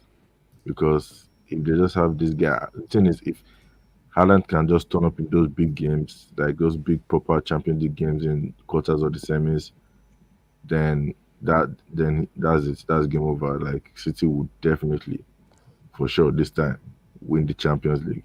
And I was actually looking back in that 2013-2014 season where Ronaldo broke the record. His group stage was Galatasaray and actually Copenhagen as well, with Juventus. So it wasn't the Malmo season. And I think he scored a hat trick in one of them. So, yeah, if Haaland keeps going in this pace with just 2 goals, 3 goals, and of course, if he gets to the Champions League final, then yeah, he can't break that record because that's how Ronaldo actually did it. But the thing is, I think Pep wants to rest this guy because he doesn't want to get injured. So I don't think he plays 90 minutes all the time. Kwab, Haaland man, can this guy break the CR7 17 record this season? You know, HH, I live in Manchester, so it's an honor for me to see Haaland live in person most of the time. So. Yeah, so you're saying. Someone's gonna have a heart attack. No, sorry. Kwab is speaking. Kwab is speaking. Man, Kwab, what are you saying? You know you drink still. Kwab has a mic. Kwab, so you're saying, can he break the record? Come on, Kwab. I think with the 17 goals, I think he can easily break. I think he can get like 20 goals this season. 20? Yeah, if I'm being honest. Wait, 20. I personally don't think Man City would win the Champions League for some reason, but I think Haaland can get easily 20 goals this season in the Champions League alone. That is. So they better win the Champions League this season, like. No, they are not winning. I don't think they're winning. So you telling me that would have been such an embarrassment. Hold on. So you're telling me he scores 20 Champions League goals but they don't win. Yeah. Yeah, but they don't win for some weird reason. I don't think they're gonna choke on defense. How do you score 20 goals in the Champions League and your team doesn't end up winning? That's mad at all. That is mad. That's crazy. With the Messi 91 goals, there's no way he's breaking it. But with 17 goals, he's breaking it easily, in my opinion. Easily. Eric, weren't you the guy that said that Haaland was going to flop and he's nothing but a Norwegian bulldozer with 0 tech? I'm not sure I said it like that, but but you were doubtful about how good he would be. Yeah, and you were as well. But no, I wasn't. Look, Eric, how does it feel to be the only guy who was wrong? So how does it feel for Haaland to shut you up? Because it was the Premier League, he won't be able to do it, right? I said he isn't a Superman. I said he can't. He can't do. I said he can't do what people think he can do. Blah blah blah. But look, he's I'm lost for words. More goals. It's crazy, games. Eric. This is crazy. What was it 14 goals in 9 games? Crazy. In the Premier League. No. I think it's 14 and 8. I think 14 and 8. Yeah, okay. Yeah. And then 5 and 2. I mean, let's see, but I don't think he'll do it. I don't think since he'll get knocked out. Maybe in the quarters. In the semi-final. In the quarters. Yeah, quarters. Eric, you can't spend all this money on a Haaland to get knocked out in the quarters, bro. Eric, come on, man. Wait, Eric, who's gonna knock them out? No idea. I have no idea, but they'll find a way. They'll find a way to get knocked out. Wait, hold on. Let me just say so quick. So it's your boy James Bond who says Messi saw red sauce on their shirts. Ravioli. Messi add soy sauce. That's a stir fry. Bruh. The hell? The guy is hungry. Okay. Yes, yeah. Talk to me about Haaland, man. Talk to me. I mean, is he breaking all the records, or is he going to end up being a break after all this hype is down? No. What is this guy going to do? This is ridiculous. It's crazy. How many goals does he have in the Champions League now? 5 and 3. 5 and 3, and we have 3 more. I mean, I don't think he will break it because I mean he needs to score more goals in the group stage. Group stage is where you get a lot of your goals from. Mm. The knockout stage, like you know, the goals kind of decrease because it's knockout stage. You know, so I mean, I don't think he will break the Champions League goal score record. But man, the guy is ridiculous. It's like at this point, if you want to make money, you might as well bet that he's gonna score every game. Like, I mean, that's just free money right there. It's getting that way, bro. Yeah, it's crazy. Let me hit this. So, Mr. Patrick, man, let me hit you with this, bro. Vinicius Jr., man, talk to me about Vini. How good is this dude, man? How good? You still haven't apologized. You still haven't made that video. Wait, hold on. Yes, I apologize for that. I always believed in the kid. I was his biggest source of supporter. I always believed in the kid. Yo, HH, I don't blame you. Vinicius was a brick in his beginning, but man, he's improved so much. Really, really, really good. He put those two guys in a blender, man. Yes, he did. It was nasty. It was nasty. That was so nasty. I mean, we should have won that game by like 4 to 5 goals, but you know, it is what it is. That Trubin guy was playing like prime Buffon, dude. So I mean, but like, is there a possibility you could do the unthinkable and win this damn thing again, or are you guys done? But if Vini goes crazy, do you think Vini is good enough because he's rated his games to the next level? Is there a possibility that you guys can somehow do the unthinkable and the unacceptable and actually defend your crown? I mean, it's not impossible, but we got to take it step by step. We got to make sure we keep clean sheets and all that. But if we run into a Man City, I might be scared of those guys. Haaland, man. Haaland. That is the final boss in the beat seat. Okay. What do you make of people saying that Benzema has ruined the equilibrium of the team? Oh, they're stupid, man. Like, he's barely coming back from injury. But he's more than just goals. He creates the space for the players. Like, you see how Rodrgyo and Vinicius were going at it. Yeah, no, it's great. Okay, Rob. I'll come to Barry. So, Rob, how good is Vini? I'll come to Barry. Rob, how highly do you rate this kid Vini? He has improved a lot and right now is very good. So I think that you could argue that he's one of the best left wingers in this position. That is one of the best left wingers in the world. The best, Rob, the best. So I think he's very good and he has improved a lot, and I think he is up there as one of the best left wingers. Who do you think has been better this season, Vini or Neymar? Probably Neymar, I would just say. Rob, do you think he can surpass CR Kelly at Real Madrid legacy? Listen. Oh, No. come on. Rob, Delta, behave. Chill. Wait, hold on. Barry. What's called? Vini. He was good today, you know. First half he was balling, you know. He's been amazing. Look, the guy's been he was good, but like in the second half, he was breaking a lot of chances, you know. But overall, the team just couldn't find the 3-1, you know. They just settled for the 2-1, and overall they just dominated and everything. And Benzema, even though it's his second game back, like he looked great today, you know. He showed the full package of his abilities, you know. The link-up play between him, Rodrgyo, Valverde at times, it was good. Like, if you just look at that second goal, like, just the way he moves on the field, just the way he attracts defenders, leaves a lot of space for the other guys, it's just great, you know. So, it's just good W for these guys, and they move on. Actually, let me say one thing real quick. Talk to me. You know, Real Madrid, this is their competition. They're like the kings of the Champions League. So for me, they are the favorites to win the Champions League. And let me tell you this: over Man City and Haaland. Yes. Because bro, when you win it, over Man City and Haaland. Yes. So come on. Yes. And here's the thing, actually, you know the player that impresses me the most is another player called a bum. Imagine calling a young Brazilian footballer a bum. When he was young, when he was just an infant, you called him, this guy has no talent. This guy is trash. And that's Rodrgyo. I never said this. I never said this is a lie. And this is Rodrgyo. I never called no. I never called Rodrgyo a bum. I just said he's never gonna be that. You called him a fruit seller.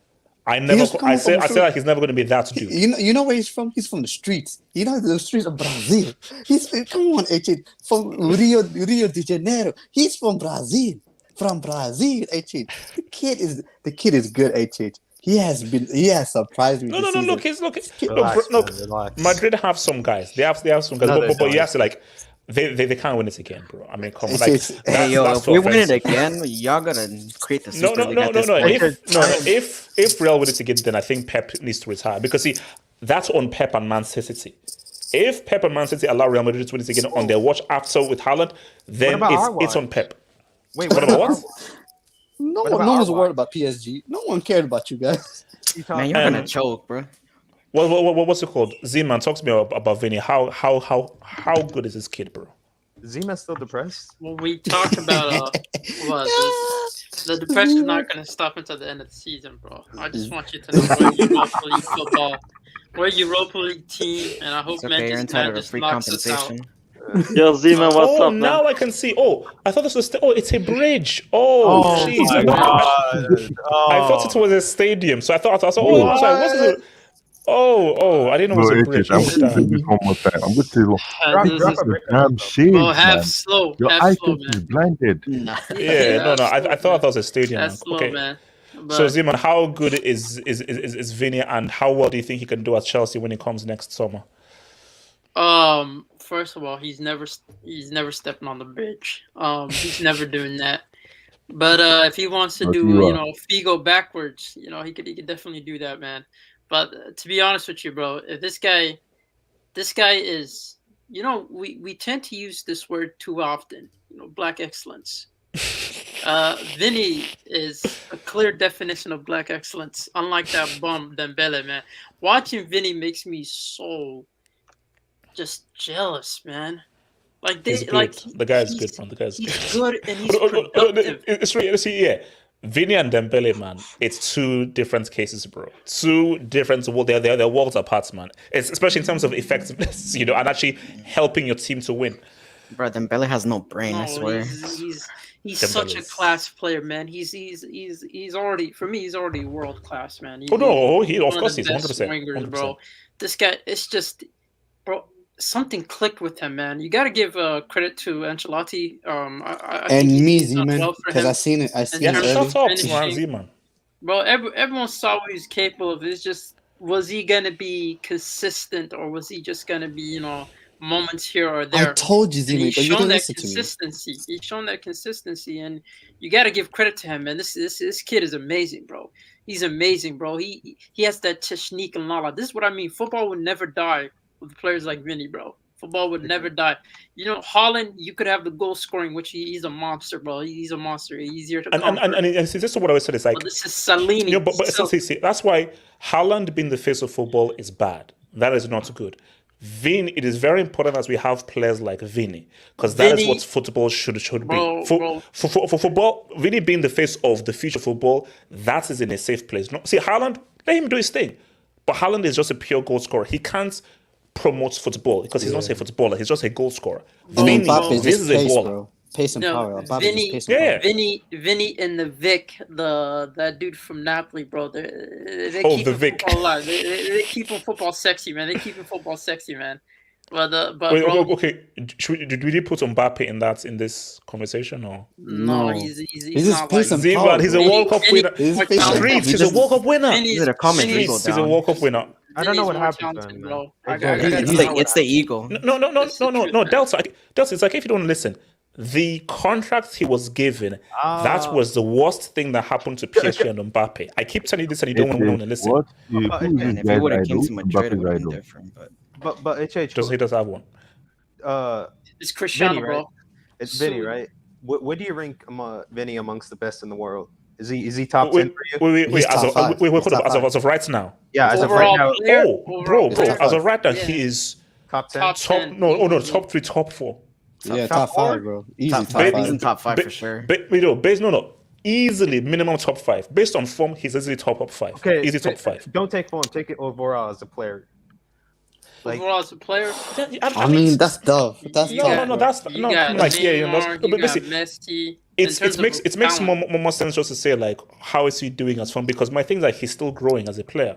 So I think like, see, About under 25. that only makes sense when a player has reached his peak. They can say, okay, him at his best, how did I rate him overall? We can't really do that because we don't know what his ceiling is because he's young. So we don't know that, can he get even better, even better, even better? So that overall question is when, okay, Messi 2019. It's very hard for any player in history to touch Messi 2019. Very few can touch Messi 2019 for me, Messi 2019 is one of the best players that we've ever seen. So you have to just say, what is his final form? This ain't his final form because I think he can get better, which is scary, which is very scary. Is that this dude can get better because, bro. Now I don't think Brazil will win the World Cup, but if they do and Vini is the star, he's gonna bring up Mbappe. Then we're having a very different conversation. Yeah. Is it a Mbappe conversation? Are we gonna include Mbappe in that conversation? Well, did Vini win it when he was 19 though? No, he's in that conversation, bro. Vini wins that World Cup, man. Vini versus Mbappe is a real debate. Hey, why do people hate Mbappe so much, man? No, that's just the truth, It's though, his man. ego. That's that just would the be truth. that would be a good cup final if it's Vini and Mbappe, like in a World Cup final. Okay, wait, hold on. Wait. Let me take this debate. So Jay Jokin, who is a United fan, he is a United fan. I repeat, Jay Jokin is a United fan. Hala Madrid. Messi, Hala Madrid. no, Hala Patrick, you're Madrid. gonna have to accept a lot of these guys, and Yassi Hala as well. Madrid, Yassi is one of them as well. Hala Madrid. Jay Jokin, Messi lost 4 international finals. He can't be the GOAT. Street say, AR Madrid consultants, Haaland will get there, but they're not winning the CL because of Bombers left. Uncle Rudiger will take him out. Bro, Ask Rudiger's on the KDB. bench. And Madrid are PSG's landlords. That's why the rent's due. Delta. What are you going to say? What you going to do when they come for you? Bad boys, bad boys. We'll see, man. We'll see. It's scary. No. Okay, look, Delta. If you face Real Madrid again, could you say what's up? This season, let's see. Well, are you talking about later in the rounds, or are you talking about round 16, HH?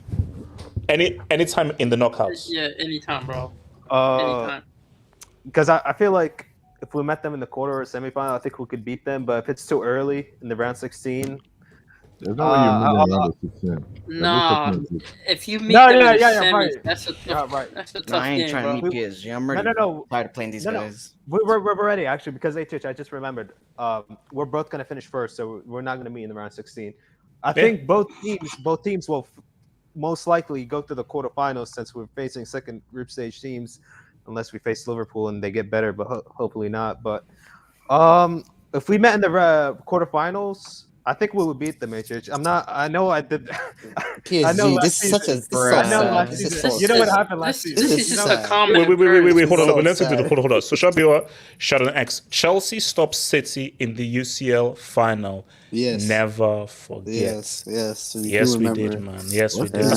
That's also Pep will never live that down.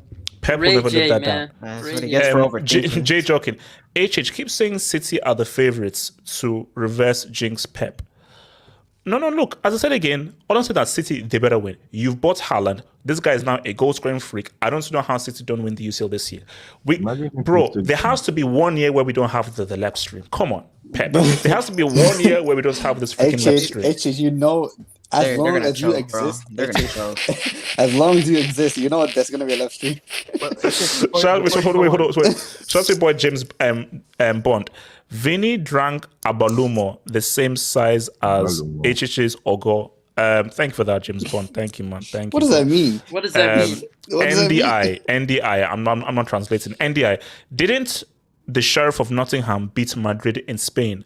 Victoria's secret to beat Barca. No. Nah, not happening. No. No. That's not gonna happen. Wait. Hold on, Zeman. I'm glad you're here. So Zeman, I want to talk to you about this, man. So I want to talk to you about this. So look. Shout out to Zeman. So Yesterday, I looked at the refereeing incidents because I think some people said, wait a minute, how come you didn't talk about the whole referee calls and everything, blah, blah. So some people sent it to me on Twitter. And I was like, okay, no, I have to discuss this. Because so Inter are up 1-0. Pedri scores to equalize. And then they don't give it because of a handball of Ansu Fati. Okay. Yeah. So ball comes in. In my view, this is the exact same thing on Dumfries. And they don't give it as a handball. Now, here's my thing. Consistency. If I'm a referee, I give neither as a handball. That's me. Because for me, we have to get to the stage where, okay, is it intentional or did the hand really come in the way of the trajectory of the ball?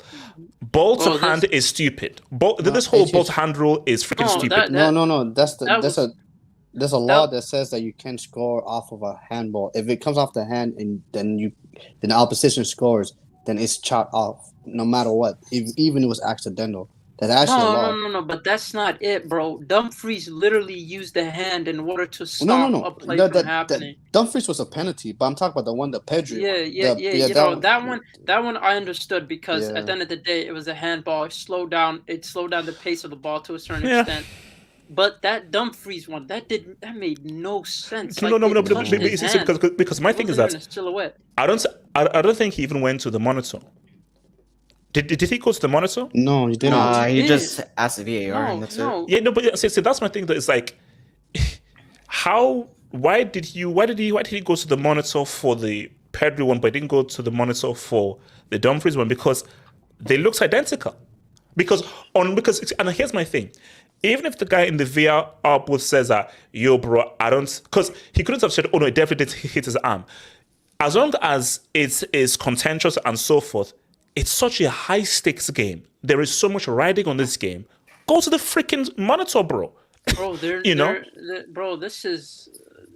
I guess this is what we get for trying to start the year. Yeah, UEFA Lona. This is retribution for UEFA Lona. This is not even UEFA Lona, bro. We beat you fair and square, man. Blame your manager at that time, man. Disgrace, Blame your bro. Disgrace. But to be honest, man, I was angry at the moment because I was like, yo, this ref is on crack or he's getting paid like, his generational wealth is being displayed at hand at the moment. But at the end of the day, like, I can't necessarily blame that as to the reason why we didn't win, man. I don't like blaming refs, but that was fucking awful decision making, man. No, Zeman, you know what it is, though? It didn't make sense because it was like from one angle, they showed it, right? And then another angle, they were able to show it, but this guy was like so adamant on carrying on the play that, and then the ref got asked by the players after the game, and this guy just didn't want to respond to them at all. So he knew, it feels like he knew he made a mistake. He knew the VAR people made a mistake. What's the point of VAR if it's not like no? But I think that's why I said to guys, like, the issue isn't the technology; it is the referees using the technology. The technology is as good as the people who use it. My thing is that you can slow it down, you can look at different angles and so forth. So it is there to help you. And my thing is that this is a very high stakes game. Barca have a penalty; they score the penalty. It ends up as a draw. This could be a pivotal moment in Barca's season for the UCL. So, but because and that's why, what they say that there should be a post-match interview from the referees. So the referee should have a full report and explain exactly why he came to his decision. And also, there should be a transcript of the conversation that happened between the VAR person. So we want to know, okay, what were you told by the VAR office? Because if the guy said, nah, it didn't hit his arm. So you're looking at a monitor that we're all looking at and so forth. And you've come to the conclusion that you are... Because my thing is that the only thing he could have told him is it definitely didn't see his arm. You shouldn't go there. If he said that, well, I don't think it did. The ones you use, I think, if you're 99% sure, go to the monitor. The only time you don't go to the monitor is if, no, I'm 100% sure you're wasting your time going to the monitor. But if you're 99% sure, even if it's 1% unsure, go to the monitor. And here's the thing: that handball wasn't a case of like, oh, it was close to his body, therefore, you Yeah, could he say was that like silhouette. this. He was like this. He was literally like this. reached his hand out and it touched the ball while he was jumping midair, and he reached his hand out at his body. So that I don't understand, like how that's not a penalty. But Zeman, here's the thing though, and That this don't is make sense. this is what I've been saying for a long time. At this point, what's the point? Like, because the referees, I feel like they're way too much protected. Because something like this will happen again and again and again, and we are expected to just talk about it and then end up to forget about it. Because like H has said, what is that conversation you're having with the VAR? Who is okay? One of you two have to take responsibility. Either the referee has to say, "Hey, man, did you see it? Are you sure?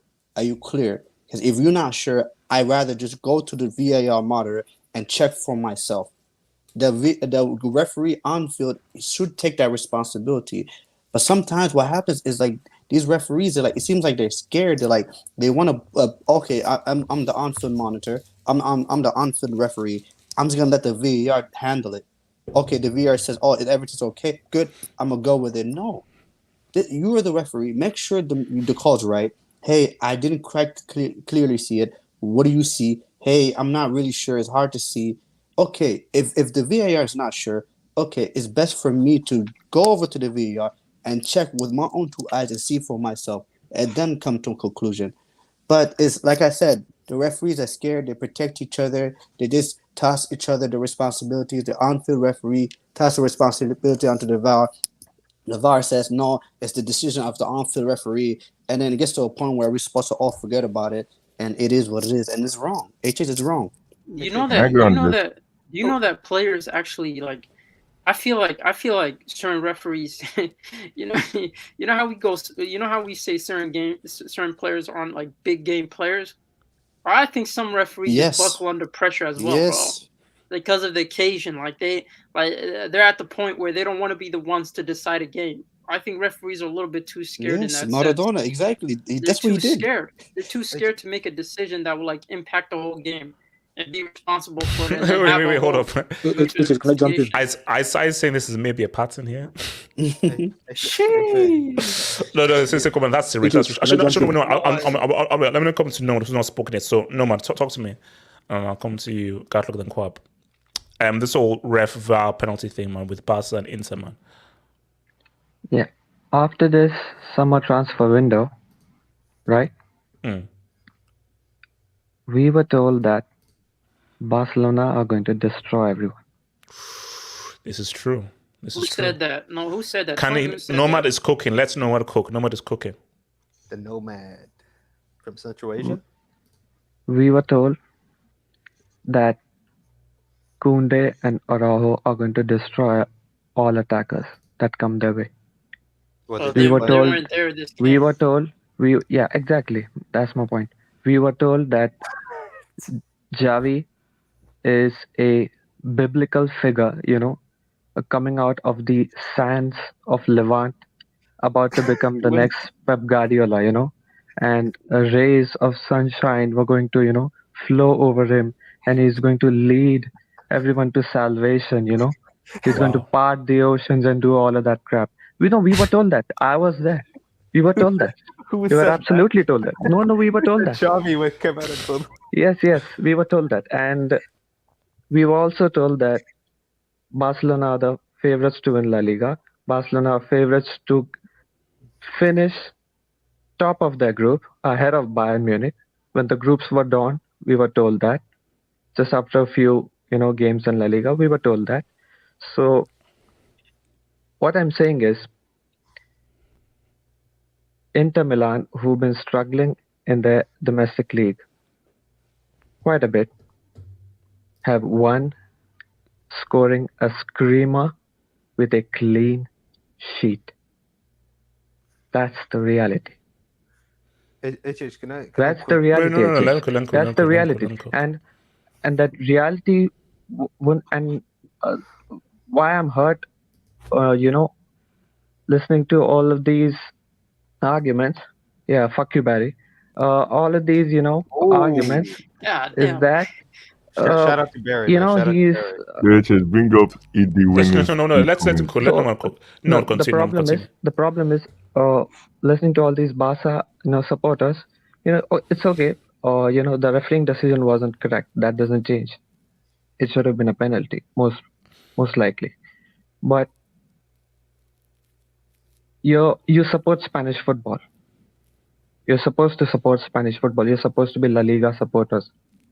And these, if you only take away from the game, is that things would have been different if the decisions would have gone our way. Then I'm sorry, that's just not the correct way to approach the game. As a La Liga supporter, as a Spanish football supporter, who was stopping you from scoring one goal in 90 minutes from open play when we were told that Xavi is the next Pep Guardiola against a struggling Inter Milan side? Who was stopping you? You had Leva, you had Rafinha, you had Dembele, you had Fati, you had Pedri, you had Gavi, you had Busquets. Decisions, nomad. Womad. Can you admit that at least those calls were harsh on Barca? It's true they should have done better, but those calls were harsh on Barca. They deserved a penalty. Don't you have to admit that? They deserved a penalty. It was most likely an incorrect decision. I'm saying that. I mean, I don't know. I cannot say 100%. I don't know if they had some other angles which they didn't show us. I don't know if they're using some other, sensors or some other technology that we don't know. I don't know. But 99%, I think, as far as what we saw, it was a wrong decision. But you had Leva, Rafinha, Dembele, Fati, Pedri, Gavi, experienced Busquets, Sergio Roberto, Piqué, who've been there, won the Champions League. You had an informed Ter Stegen. I mean, who was stopping you? Who was stopping you from scoring one goal from open play in more than 90 minutes? And now in 98 minutes, you got 100 minutes, almost 100 minutes, right? Xavi talks. Yeah, but nobody.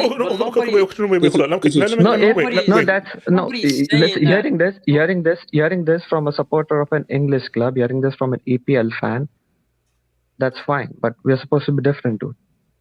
No, what are you talking about? Nobody here said no. You're supposed to be different. You're supposed to be different. No, hold on.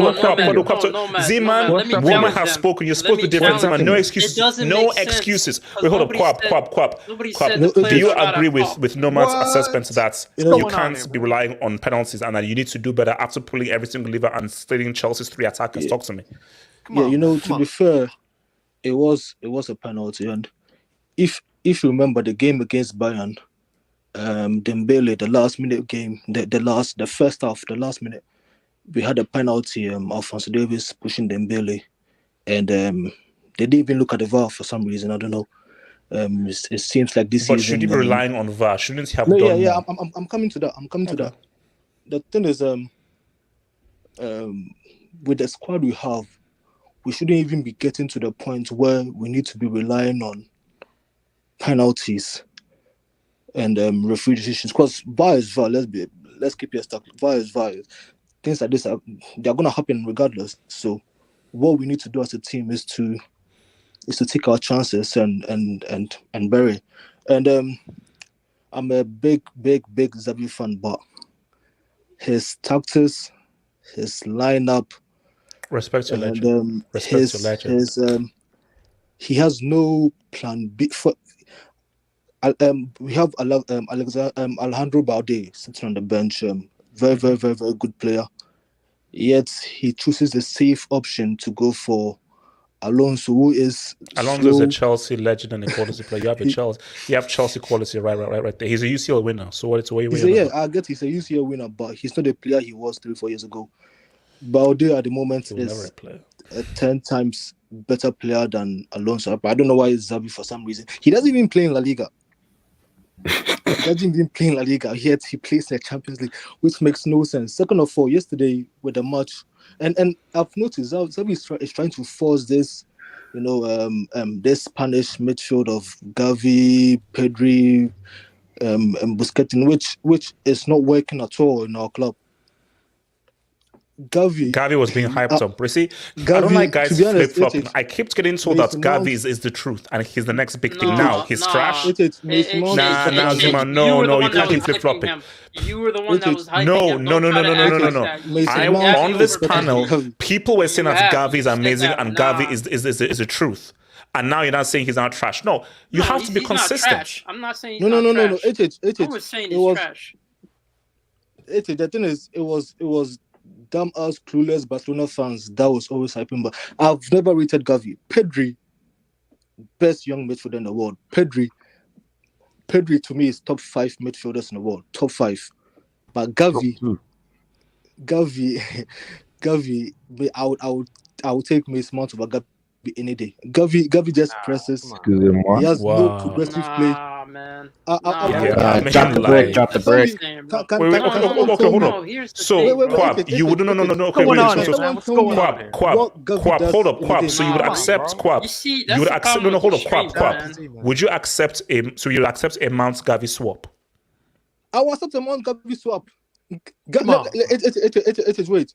Can someone here in the chat tell me what Gavi does in the game besides pressing? He has no progressive play. He can pass the He ball. can't control the midfield. He can run with the He's ball. not creative. The only thing Gavi does. Yeah, Mount can't run with the ball. Bro, he's a Gavi does not.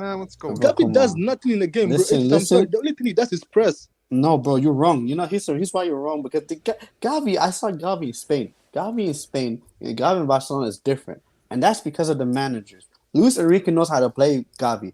And Xavi, for whatever reason, doesn't know how to use Gavi. Did you watch the game against Spain, Portugal? Bro, Gavi can He runs with the did ball. nothing. He can progress with the ball. He can He create. can't He can do progress with the everything. ball, bro. I've never seen Gavi progressing the ball, bro. Okay, He's always passing the ball back. Nah, you're I capping. don't know here's what the people thing. see in Gavi. Come on, bro. No. The thing is, Wait. Let me bring in. Hold on. Wait. I want to bring in Abdul. Abdul. This whole Barca thing. In term now. I'll come to Gadlock. Abdul. Do you feel that you got screwed over by the VAR decisions, or should Barca not rely on VAR decisions in the first place and rather look at why you have a guy called SGR, aka Small Game Roberts, as your striker? Talk to me. Can you hear me? Yes, we can. Whilst I'm talking, can you pull up the DM that I just sent you? Whilst I'm talking. Why are you in the DMs? Abdul, how you been, man? That's a focus on Benfica. So I'm split. I'm 50-50 because I understand nothing frustrates me more than a manager coming out and complain. Yeah. We have to. Can you keep this up whilst I'm doing my analysis? Can you keep this up? And look at the minute, and look at the scoreline. And keep in mind, we're in the San Siro. So, nothing frustrates me more than a manager coming out after a game where his team has been horrible. And he comes out and only talks about the referee. Nothing frustrates me more. But you have to understand, this is not a league. The reason I'm split on this is because this isn't like a league. This is Champions League. And in Champions League, it's fine margins. You feel me? And when there is fine margins, a referee making wrong decisions can ruin your whole campaign, because all it takes is one bad call and you can be out. You feel me? So on that sense, there is a lot of blame to be put on the referee. But that doesn't make what Xavi does inexcusable, because this isn't a new thing. Why are we looking at this image? What does this image mean? This image is Xavi's kryptonite. It is Xavi's kryptonite. Xavi doesn't know how to set up a team tactically to break down a low block HH. This is what happened against Frankfurt. This is what happened against Volcano HH. When teams, they sit back. HH, I wish we had AC Milan, because AC Milan, they don't park the bus like this. HH, you know what this game reminded me of? It reminded me of Chelsea Juventus when you lost 1-0 last season in San Siro. No, in their stadium, when you lost 1-0, and it was like a counter attack and they did nothing but defend all game. Xavi doesn't know how to break down low blocks. He just doesn't know. It's his weakness. He's had this forever, bro. Gavi, let me speak on Gavi. Gavi is not the person to play in these kind of games. Gavi is a PMP merchant, Exactly. This guy, Exactly. this guy, he can't pass a ball, He can't, Overrated, bro. There is no creativity in his. Yes, that's 11 players. That's 11 players defending in the 30th minute. Gavi doesn't know how to. Wait, hold on. Is it me? Am I counting 10 or 11 Inter players? 11. That's 11 players. Yeah, it's 11. That's man as a goalkeeper, right? No. Wait, is it 11 including the keeper or minus the keeper? It's 12. It's 12 plus the goalkeeper. That's what got me confused at first. No, because I'm saying like, is there something, guys? Is there something wrong with this image? Because like I've counted our photos. I count 11 Inter players. Hold on. Wait. Am I the only one seeing this? 11 blue shirts are out there. There are 11 blue shirts here. Wait. There is 11 blue shirts. Hold on. They cheated then. Wait, so hold on. Okay, Abdul, is this? Wait, where did we get this image from, Abdul? Is it real? Wait, somebody messed two. me up, man. 1, 2, 3, 4. That's 11 blue shirts. That's 11 guys. I count streets. Those are 11 blue shirts there. What the fuck? I need to go back and verify this. Yes. Bro, it's not Like, what the heck is Photoshop, this? bro. Yo, Abdul, this is an L, man.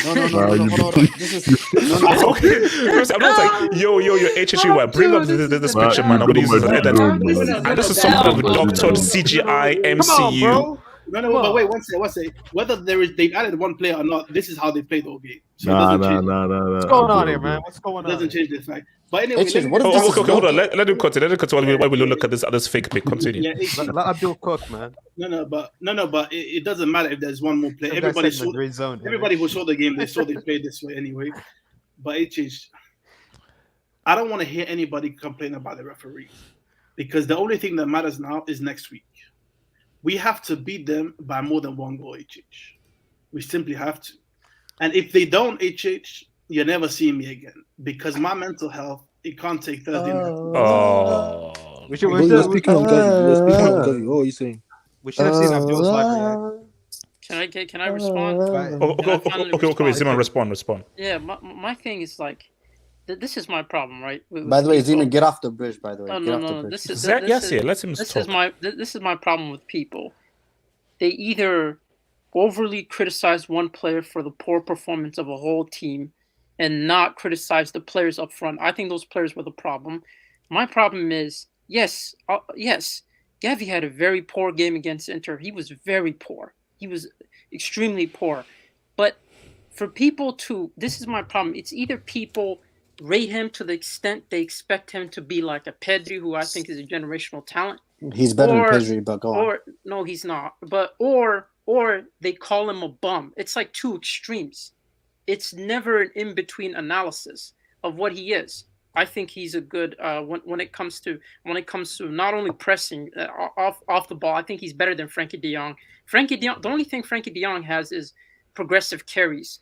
That's the only thing he has ahead of him. And my thing is like, yeah, we do need a right midfielder. I do agree with that. That's why Bernardo Silva was like crucial. That's why we were all over him. We were trying so hard to get him at the last minute.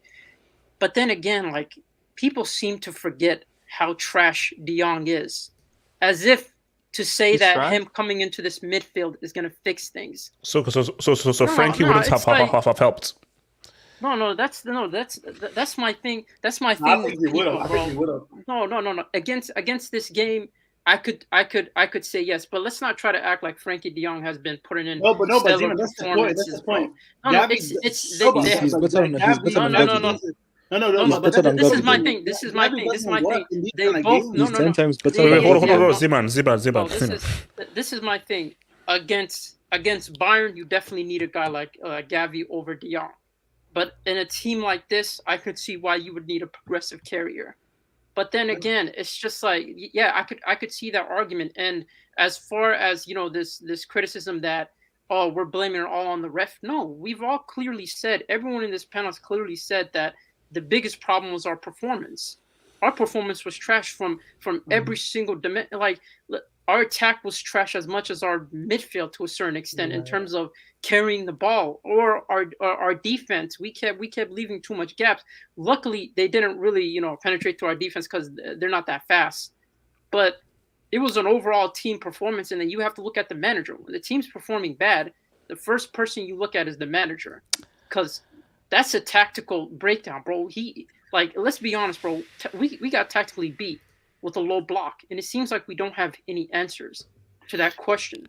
That's a big problem. Zeman, as I said again, in the second leg, Zeman, you can say all you want, Zeman, you better come to this group, because Zeman, we're not having a scenario where you spent all this much, you clown me for a whole summer, and you end up in the Europa League. Zeman, No. HH. Was I not one of the people that was saying that aside from Lewandowski, who scores goals for our offense? No, we're so reliant on him. Zeman. So you're telling me that after the summer transfer, you were not excited. You were like treble loading. Here we go, baby. Barca are back. HH. This is a failure. There's no way of looking at it. This is a failure. Yeah. If we don't, this is a failure. Wait, hold on, Abdul. And like, bro, HH, like I don't HH. You spent 300 million. And you're no, we didn't. No, we didn't. No, we didn't. But can I just make a point? Yeah, go. HH, if next week we don't beat Inter by more than one goal, HH, Xavi has to get inducted. I don't care. He has to get inducted because that means we're in the Europa League. No, hold up. If let's say you just beat them by 1-0, but you beat Bayern in the Camp Nou. No, we don't have to beat. But so basically, if we beat them 1-0, it becomes about goal difference. It becomes about goal difference. If Inter beats Bayern, they are going through. If Inter beats Bayern, though, they are going through.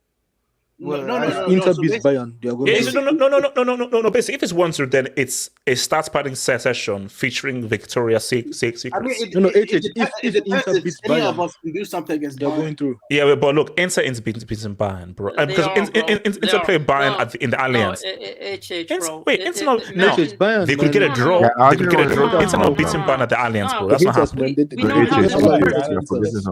We know how this works. All they need is they could just have a draw against Bayern, bro. Bayern, let's be honest, bro. If you're Bayern, let's not try to act like that's not going behind their head, thinking about Barcelona going to Europa League, bro. Bro, I would do the same. Eliminate the competition. Wait, so you really think they actually try? I would do the same, bro. Hold on, calculation, real brief. I don't think it's about just eliminating Barcelona, man. That round 6 is very close to the World Cup. I think Bayern will rest their guys, man. Especially if they clean everybody out before that time. But they still want to go for the win, though. That's the thing. They don't want to lose in front of their fans. So I bet. Wait, hold on. Let me. So your boy Barry says, didn't know I could trigger Madrid fans like that. Obviously, I know I did not really take too kindly to Barry's side comments in there, man. Shout out to your boy James Bond. Today's show is hitting different. Y'all are superb, great, and amazing. James Bond, thank you, bro. Thank you, bro. Delta, what do you want to say before we round off? I want to talk about the referees. Yeah. I was just saying, styles make matchups, and what Abdul said is perfect. Like he said, Xavi can't break down defensive lines. Inter is a worst. It's a nightmare for Barca. And HH, I want to ask you this question, right? Say Lewandowski doesn't show, because Zeman brought up a point that if he doesn't score, no one else scores. Say next week he doesn't score and Barca drew or loses. What would your final assessment be on Lewandowski? Induction. No, not induction. The whole club has to get inducted. No. What is he's nothing more than a start part. He's not a big game player, and he can't be seen as an elite striker. But it's fine. He'll still be seen as an amazing striker. And if you score goals at a high rate, you're of a certain level. But there are levels to this whole stuff. And he can never be in that upper elite echelon because you can't keep on coming up short in big games when your team needs you the most. You're a striker. Get it done. This comparison with Benzema ends for you. Like, there would be no more comparison with him and Benzema. You see, in my opinion, I say no. But some other people will say, well, he scores loads of goals. See, for me, I'm one of those guys that it's not how many you score, it's when you score. And it's about it's a degree of difficulty. Can you show up under difficult circumstances? I don't care about Ibiza, Elche, and El Matador. I don't care about those freaking dudes. Shout out to those guys. It's about the big games and the UCL games, bro. That's the thing. So yeah, he didn't show up in the biggest game of the seasons. It's a big month for Lewandowski because you've got Bayern, you've got Inter again, and you've got Real Madrid. So that's 3 games. It's a big month for him. Bro. Next week, Inter and Real Madrid, same week. Bro. Yes, Inter and Real Madrid. Yeah, so it's a big week. Back to back. Guys, look, man, I've got to bust out of here. Guys, all I'm saying right now is I pray, guys, Chelsea are back, we are back, and Real Madrid. Patrick, you are not touching Rodrgyo. Rodrgyo has signed a blood pact and will be at Chelsea for life. Go find someone else to replace Danny Carvajal. Rodrgyo has signed a blood pact. One love, one love, one love. Peace out, stay true, stay black, and stay real.